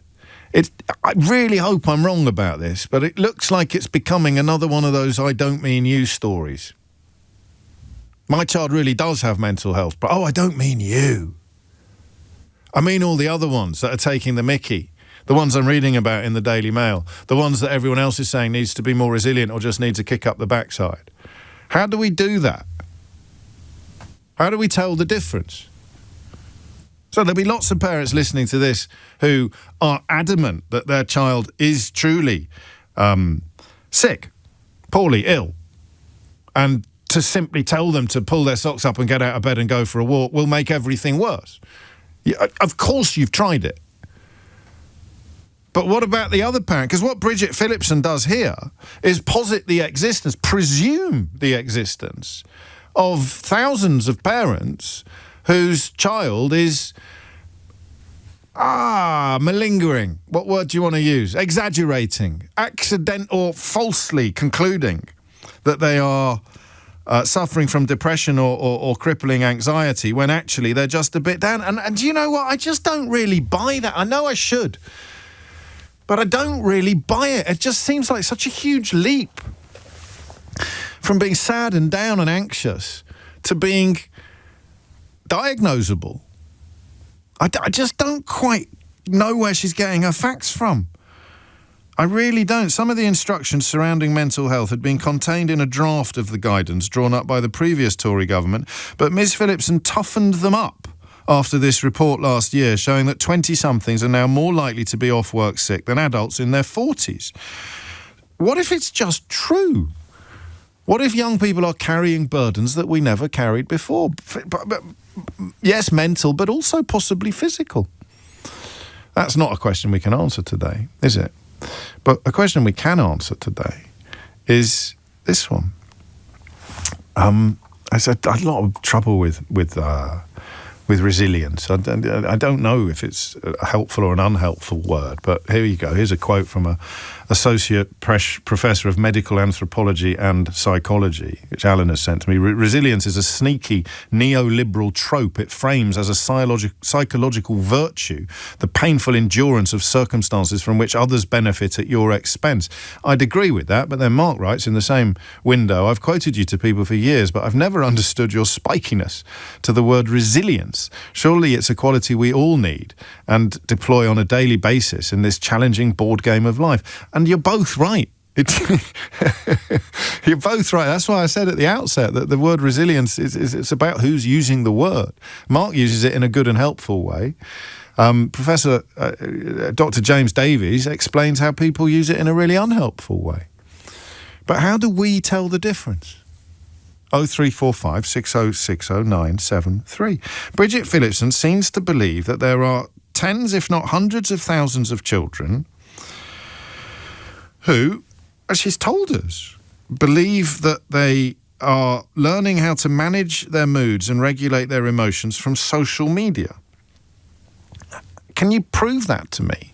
0345 6060973. I mean, is she right? Who's going to tell me? It's a dereliction of parental duty, isn't it? If your child is doing this, you see the problem. So, I mean, the obvious question to answer is how do you tell the difference? And I don't just want, ideally, tales of children who are deserving of our sympathy and support, but tales of children who actually did just need some guidance or a kick up the backside. How do you tell the difference?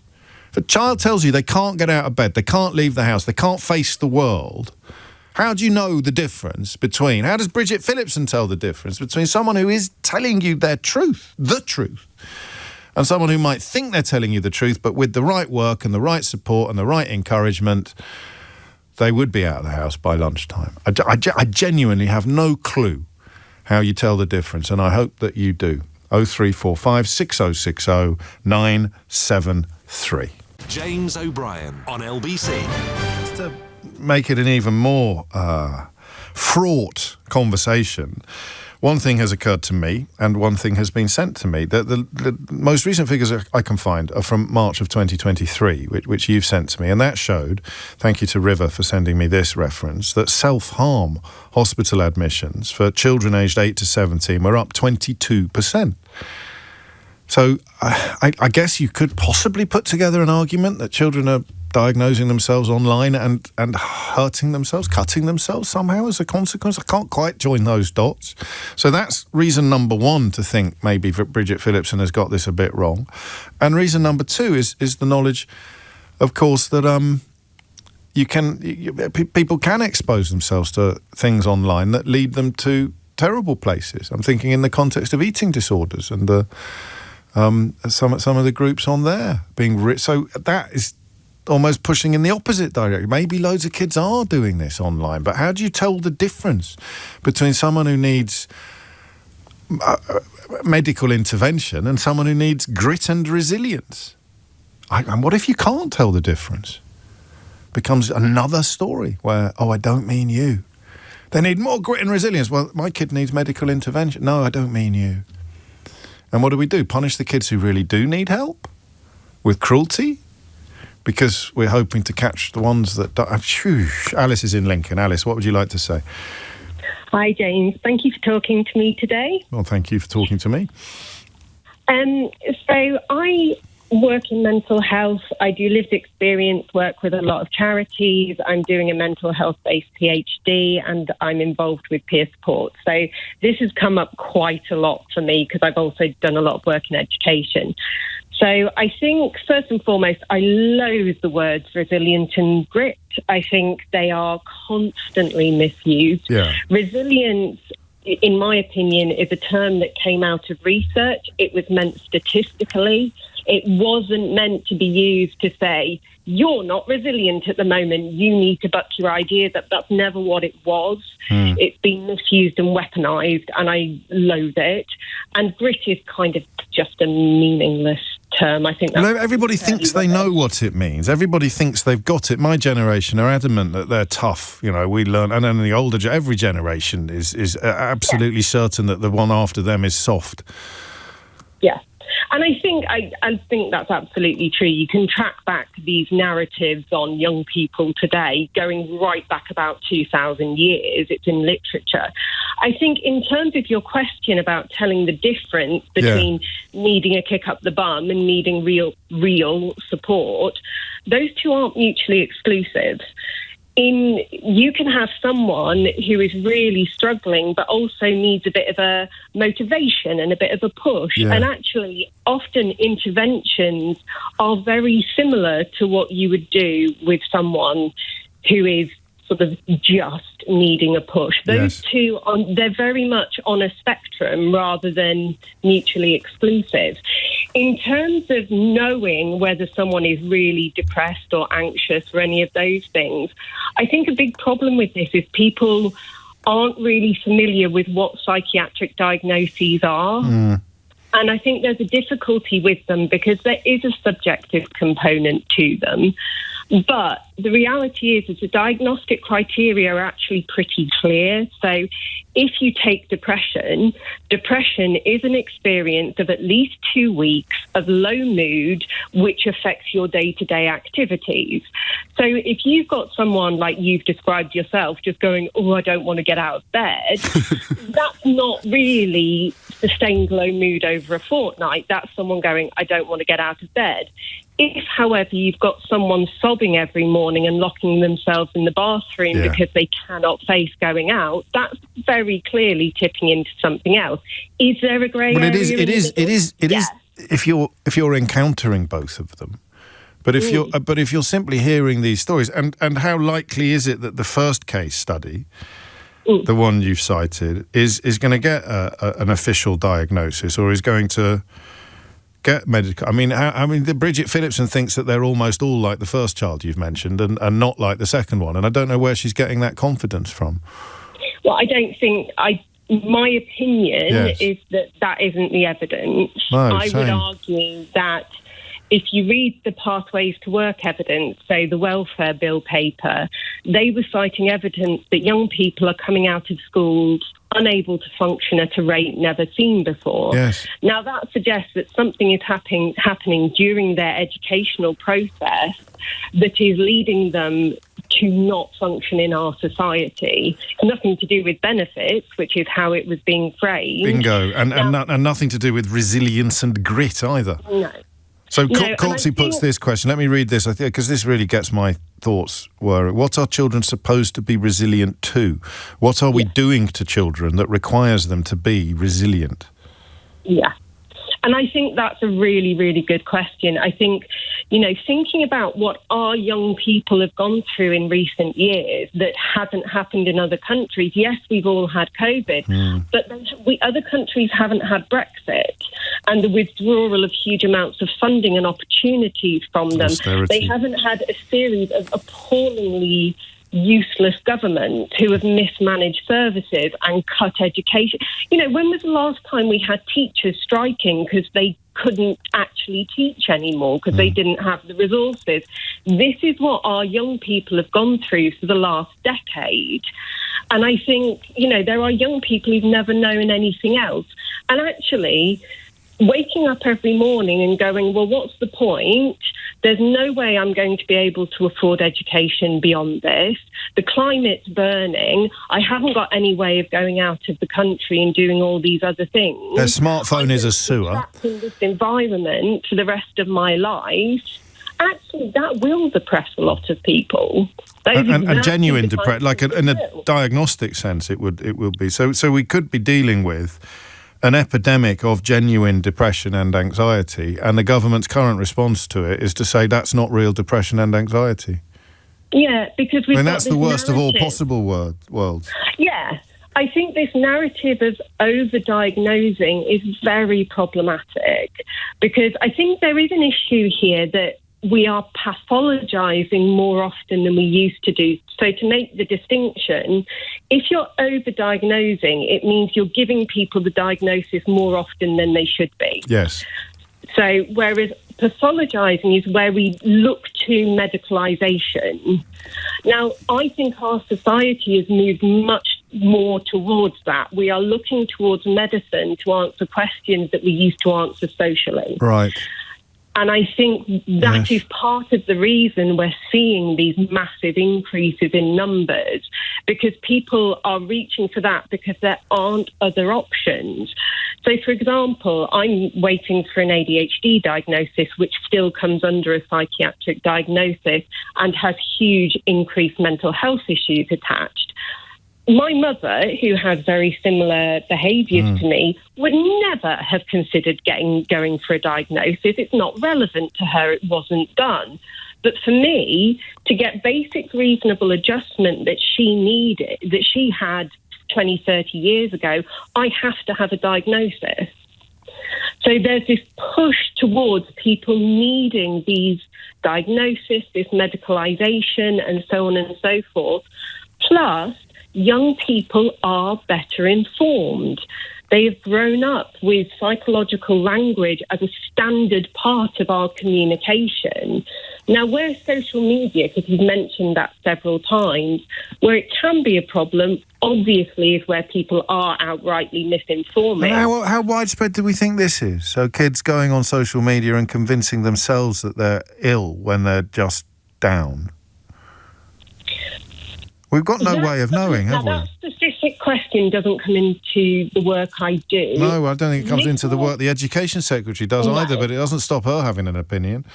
No, that's very true.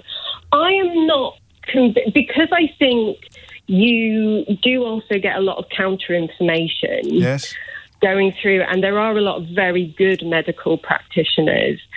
I suspect it's exaggerated, but I would like to see that checked by someone testing misinformation, because I couldn't be sure of that.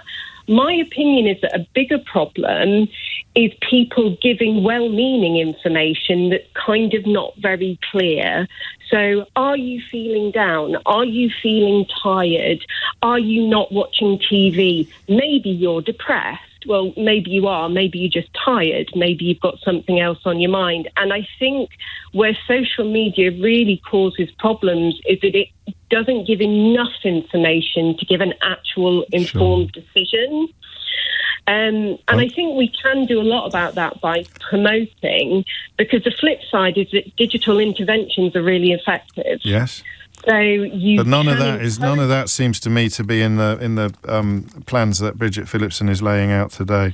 And you're right, the fact if she's toughened up, and that's the language of the Daily Mail, after some of these proposals, after a report revealing how many people were off sick or were suffering from these conditions, then she could be running a very real risk of making things worse, not better. I'm late for the news, but I just want to read you this, because I wonder how many people are in this category. Please don't say my name. I wish I was confident enough to phone in, but I'm far too anxious, and my family would hear. I grew up with this mix of changing school systems, cuts to welfare, COVID, etc., and I was always told to just keep going, to keep pushing. My parents, and then a similar message from social media. The only way to succeed is to keep pushing, they say. I'm now self-employed. I work every day that I can, and I get told how resilient I am and how I should keep pushing to do more. In truth, I feel broken inside. I want to give up, and I've resigned myself to that, and I don't know how to change. And I fear that these new policies would just push more and more people to feel like me, which scares me more than I can properly say. That's why resilient is such a tricky word, right? He looks, or she looks resilient from the outside, and yet they've just told us what's going on inside. And that is what scares me the most, is quite a lot of the men who shout about being resilient are clearly frightened little boys. They're just terrified of admitting it to themselves, let alone to anybody outside. Amelia Cox is here with the headlines. James O'Brien on LBC. 35 is the time. Here are, if you like, the two conflicting positions. This from No Hostages, who's having a good day. Diagnosis has increased. That might represent increased detection, increased prevalence, or both. But getting a diagnosis is not easy. You can't just self-identify or trick a psychiatrist or a clinical psychologist. Assessments are robust. Conversations that focus on workers becoming more work-shy or children becoming lazier than in the past ignore this simple fact. And this from Jack, who's in Rill. I'm normally a fan, but for God's sake, wake up. The reason for the huge spike in mental health in Britain's adolescents is purely because it's easy money. Once diagnosed, it is as simple as that. In the 30s and 40s, the public were in the midst of World War II. Not the 30s, mate, but I take your point. And of course, we'd shoot people for deserting and now recognise that they've got terrible mental health conditions. And they may even get financial support for post-traumatic stress disorder and the like once it's been properly diagnosed. But on this message goes, and it's a popular-ish view. They had bombs dropped on their heads, for God's sake. Get a grip. If anyone suffers, it's surely this population. Today is money, money, money. Stop paying it and the diagnoses will decrease to normal levels. I've worked in mental health for over 30 years.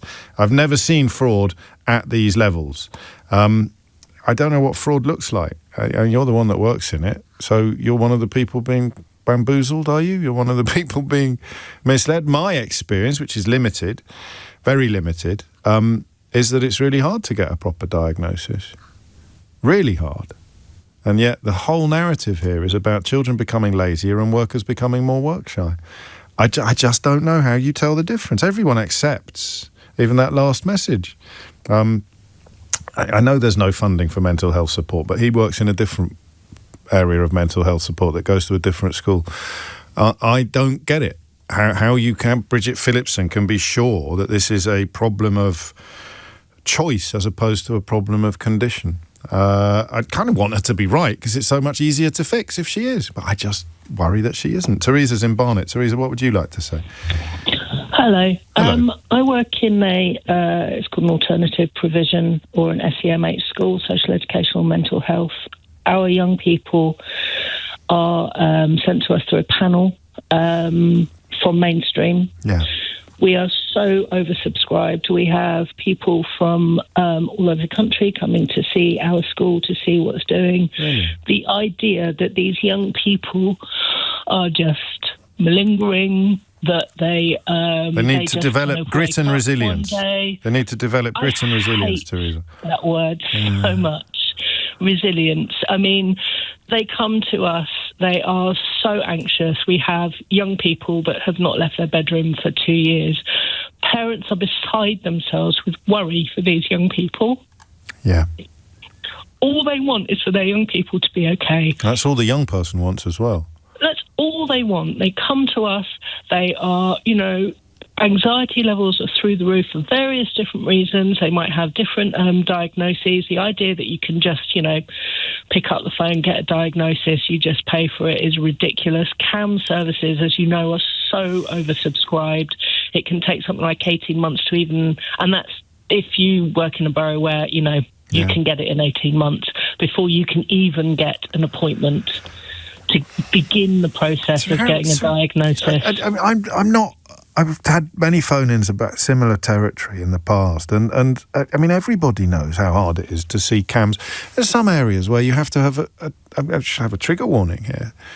Genuinely, you have to. So consider this a trigger warning.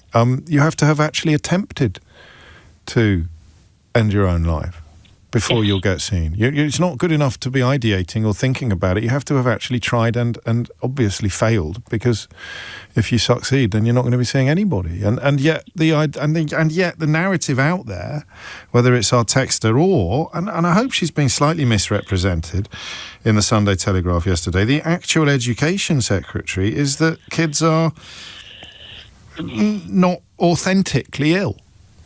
I know, it's just absolutely, she just needs to spend 5 minutes in a provision like ours. Well, then she would say, but then she would say, oh, I don't mean you. And that's what I'm worried about, is how do you tell the difference? Because listen, there must be kids who are being indulged by their parents. Jason's been in touch to tell me about one of his children's friends who never goes to school but somehow is fine when it comes to going to all the birthday parties. So everyone's going to have a story like that. And I suspect the numbers are negligible, but Bridget Phillipson seems to think that tail should wag this dog. Of course you are, and like you say, those numbers are going to be negligible, but like I say, we have the mainstream schools in the borough that I work for that are constantly, there are so many students that they want to get into the provision. We do not have the capacity to do it. But that's not there. What do you think the reasons are? Why do you think we are seeing these spikes and explosions? I think just from, obviously it's kind of anecdotal from the work that we do with our young people. COVID, our year 11s just left, they were one of the worst hit. The ones that are coming into year 11 now were kind of year 6, year 7 when COVID hit. That has had a massive impact on young people. Those formative years where they were able to kind of navigate those going up into secondary school, that was all gone. Of course, nobody's put anything into place, whatever they might have said about, oh, we'll do this and we'll do that. Nothing was put into place to deal with that. Yeah. We have a significant number of neurodivergent young people who are fine, but, they're just very quiet at primary school. They don't cause any trouble. They get to secondary school. It is so overwhelming for them that they just cannot cope with it. You know, things that are happening, which has always been the case, but things that are happening in young people's in their, you know, private lives that cause massive anxiety. You know, if your parents are ill, mental health issues within the family, there is so many different reasons. And it's become a dichotomy. Always there. And now we're just recognising it more, and there will be more of it than there was before for the reasons that you've just listed. And yet, here is a line from the newspaper: Downing Street, concern within Downing Street over the growing scale of mental health claims, not mental health problems. Well, that's great, isn't it? Because then you don't have to put any money into it. You don't have to make sure that mainstream schools can properly fund the kind of interventions that you need. You don't have to actually do anything because it's all the kids' faults. Because they're all just making it up. And I mean, the fear that the massive majority of them are not is only exacerbated by an education secretary essentially subscribing to the idea that they are. I mean, words, I'm fascinated, as you know, by words. Talk about words and the meaning of words every day. And that there, just right there somehow, the word, such a difference. Miss Phillipson's changes to the school guidance are the latest evidence of concern within Downing Street over the growing scale of mental health claims. Okay, file that one away, and now tell me how this one lands. Ms. Phillipson's changes to the school's guidance are the latest evidence of concern within Downing Street over the growing scale of mental health problems. So she is addressing concern about claims, and that means that you become tougher on these people, these children. If you are concerned about problems, then you would use words like strategies, not resilience. You'd use words like empathy, understanding, rather than grit. What do these children need? They need strategies. They need help. They need support. They need compassion. They need empathy. No, they don't. They need grit and resilience. What a difference a word makes. Are they concerned about claims, or are they concerned about children? Are they concerned about mental health problems, or are they concerned about well, they've told you. They're concerned about the growing number of mental health claims, which brings us back to the question I asked you at the top of this hour. What if it's mostly true? What if we're navigating a period of profound social and medical change? What if the consequences of COVID, not just the viral consequences, the post-viral consequences, which are considerable, but also the social and behavioural ones? What if that is what we are now witnessing? How helpful is it just to shout grit at these people, or to throw resilience at them, or to point out that when we were little, we sometimes didn't, and this is something I'm guilty of. I know what it's like not to want to go to school. I just needed a kick up the backside. And that, in some circumstances, would be the worst possible approach that you could take. And that appears to be what the government is promoting. Not for the first time, and I suspect not for the last. But goodness me, I hope I'm wrong. Whew, thank you, Teresa. It's 12:45. James O'Brien on LBC. 47 is the time. You're listening to James O'Brien on LBC, where this conversation is deeply concerning, isn't it? And, I get it. I'm not ever going to sort of join the ranks of people who would text a radio programme to say they're all swinging the lead. But if you imagine it kindly, as your own 14-year-old self feeling just broken by events.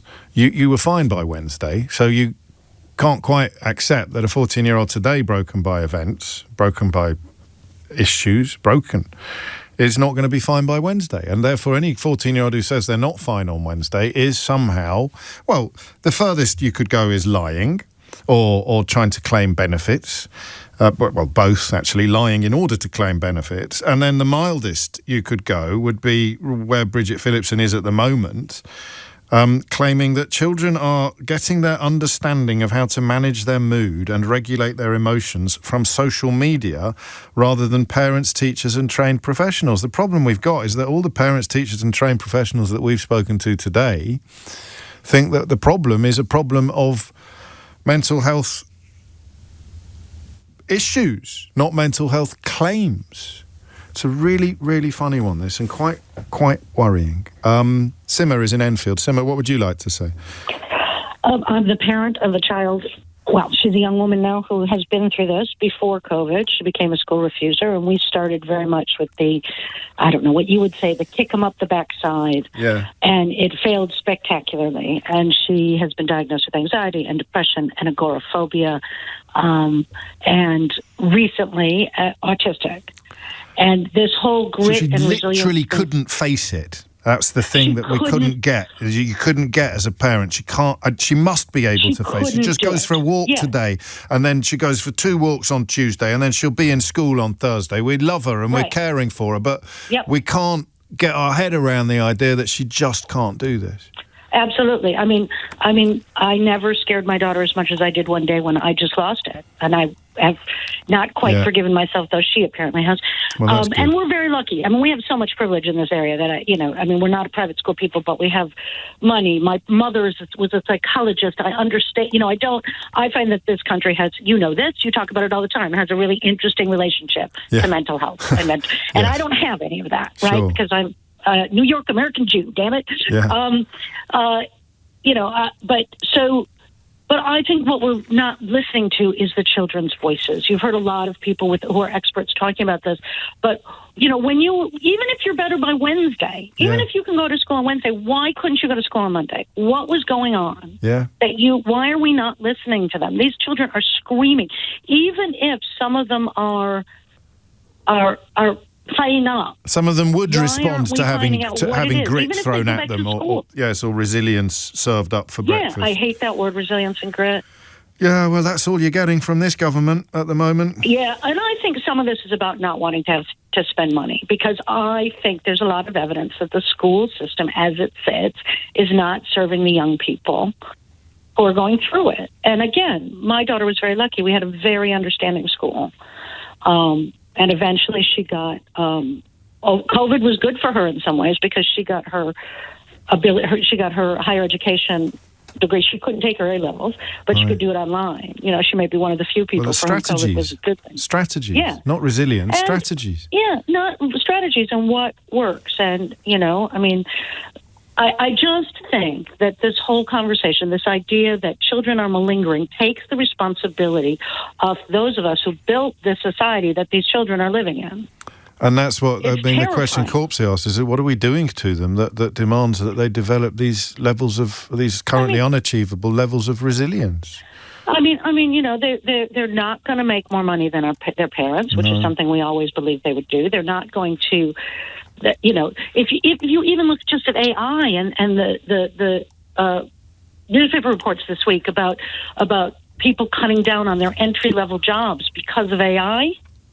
Think about that. If you're 17 and you're looking at your future, what does that say to you? Where am I going to fit into the world? What is my future going to be? All of these things add to the sense that they have real problems, and yet the government's position seems to be that they are not real. They are easily dismissed or dealt with by deploying grit and resilience. And your daughter is a happy ending, or at least a happy current scenario. There'll be lots and lots of people listening for whom, in fact, many have been in touch with me, for whom it is different. And listen, maybe it's self-selecting. Maybe I'm not going to get calls from parents saying, yeah, my child was mostly taking the mickey, or we were too indulgent. So I don't know how balance is a dreadful word, isn't it, in some contexts, but I don't know if there's any way of doing it differently. I'm going off on one today, James. Sorry, says Hannah. Firstly, my children's school teach coping strategies for big feelings from nursery. That's a good thing. Secondly, a lot of us older people buried trauma and are now suffering precisely because we showed grit and resilience as children. Thirdly, society needs to change. Schools don't work with kids in the ways that they need. I hope I understood your first point correctly. I think that teaching strategies for big feelings from nursery is a good thing, but I may have misunderstood you. I don't think so. Thank you, Simmer. David is in St Albans. David, what made you pick up the phone? I picked up because I've got a kind of, I think, quite a unique angle on this. So first things, I used to suffer from pretty debilitating anxiety attacks for about 7 or 8 years when I was a teenager. Right. So that gives me one insight. Secondly, I trained as a side thing as a psychotherapist, so I've kind of got that angle. But the other thing is I have a company, we do an IT stuff, and we support a private company that does ADHD and other such diagnosis for insurance companies. Right. And I've got quite an interesting insight in that when they started with this 2 years ago, they had 20 staff. 2 years later, they're at about 350 staff and growing exponentially. So I just find that interesting from a private insurance, kind of medical insurance point of view, because I think, you pay your premiums, hopefully you're going to get the result you want when you want to get a diagnosis or need to get a diagnosis or have the money to be able to do so. The insurance company will usually move heaven and earth to avoid that conclusion, won't they? Yeah, but and as every caller has told us, the NHS provision is entirely unfit for purpose if you're waiting for a diagnosis. So what you're saying is if you've got the money, you can get the diagnosis that you would otherwise get from the NHS. So. Yeah, I believe so, because they're taking on 20, 30 new staff every month. But they can't cope with the demand. But it's not evidence of bogus diagnoses. No, it's just there's no but here. I mean, unless you're accusing the people you work for of fraudulently handing out diagnoses. I don't think they fraudulently do it, but I just think that I'm just saying what I'm seeing with it. Which is an explosion of diagnoses. Everybody's seeing that. You're just describing the lucky middle class parents who can afford to get their child the help that they need. No, fair point. Unless the whole world of insurance has changed, and all you have to do is ring them up and say, "I'm feeling a bit blue," and they'll send you a cheque tomorrow. Well, the diagnostic hoops you have to jump through are normally pretty robust. Yeah, I would hope so. But it's just my observation. No, it's an interesting observation. But it's an odd thing to conclude that as a consequence of people getting help, that we can conclude that they must be exaggerating or lying. But I can see why you do. It must be awful invoicing them. 12:55 is the time. Kat's in Midhurst. Kat, what would you like to say?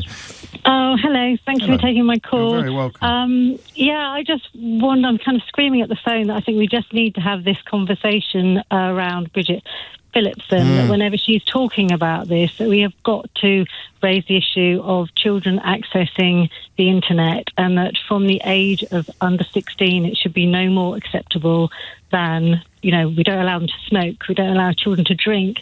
I think children are really overwhelmed. It's just another part. We got to almost the end of this hour without really recognising the role that this also plays in the pressures that are being put on young people that we can't understand because they weren't put on us when we were that age. No.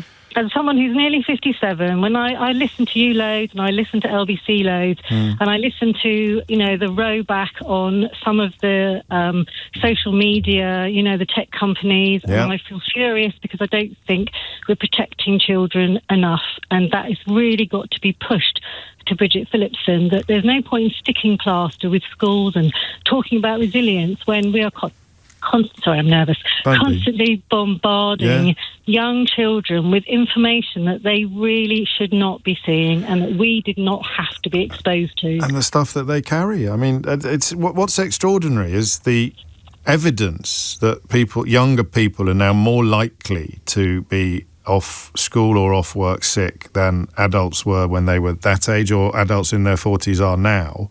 And almost everybody involved in public discourse, politicians included, reach immediately for the idea that means that the younger people are being dishonest or disingenuous. No, we're overwhelming them completely with information that they should...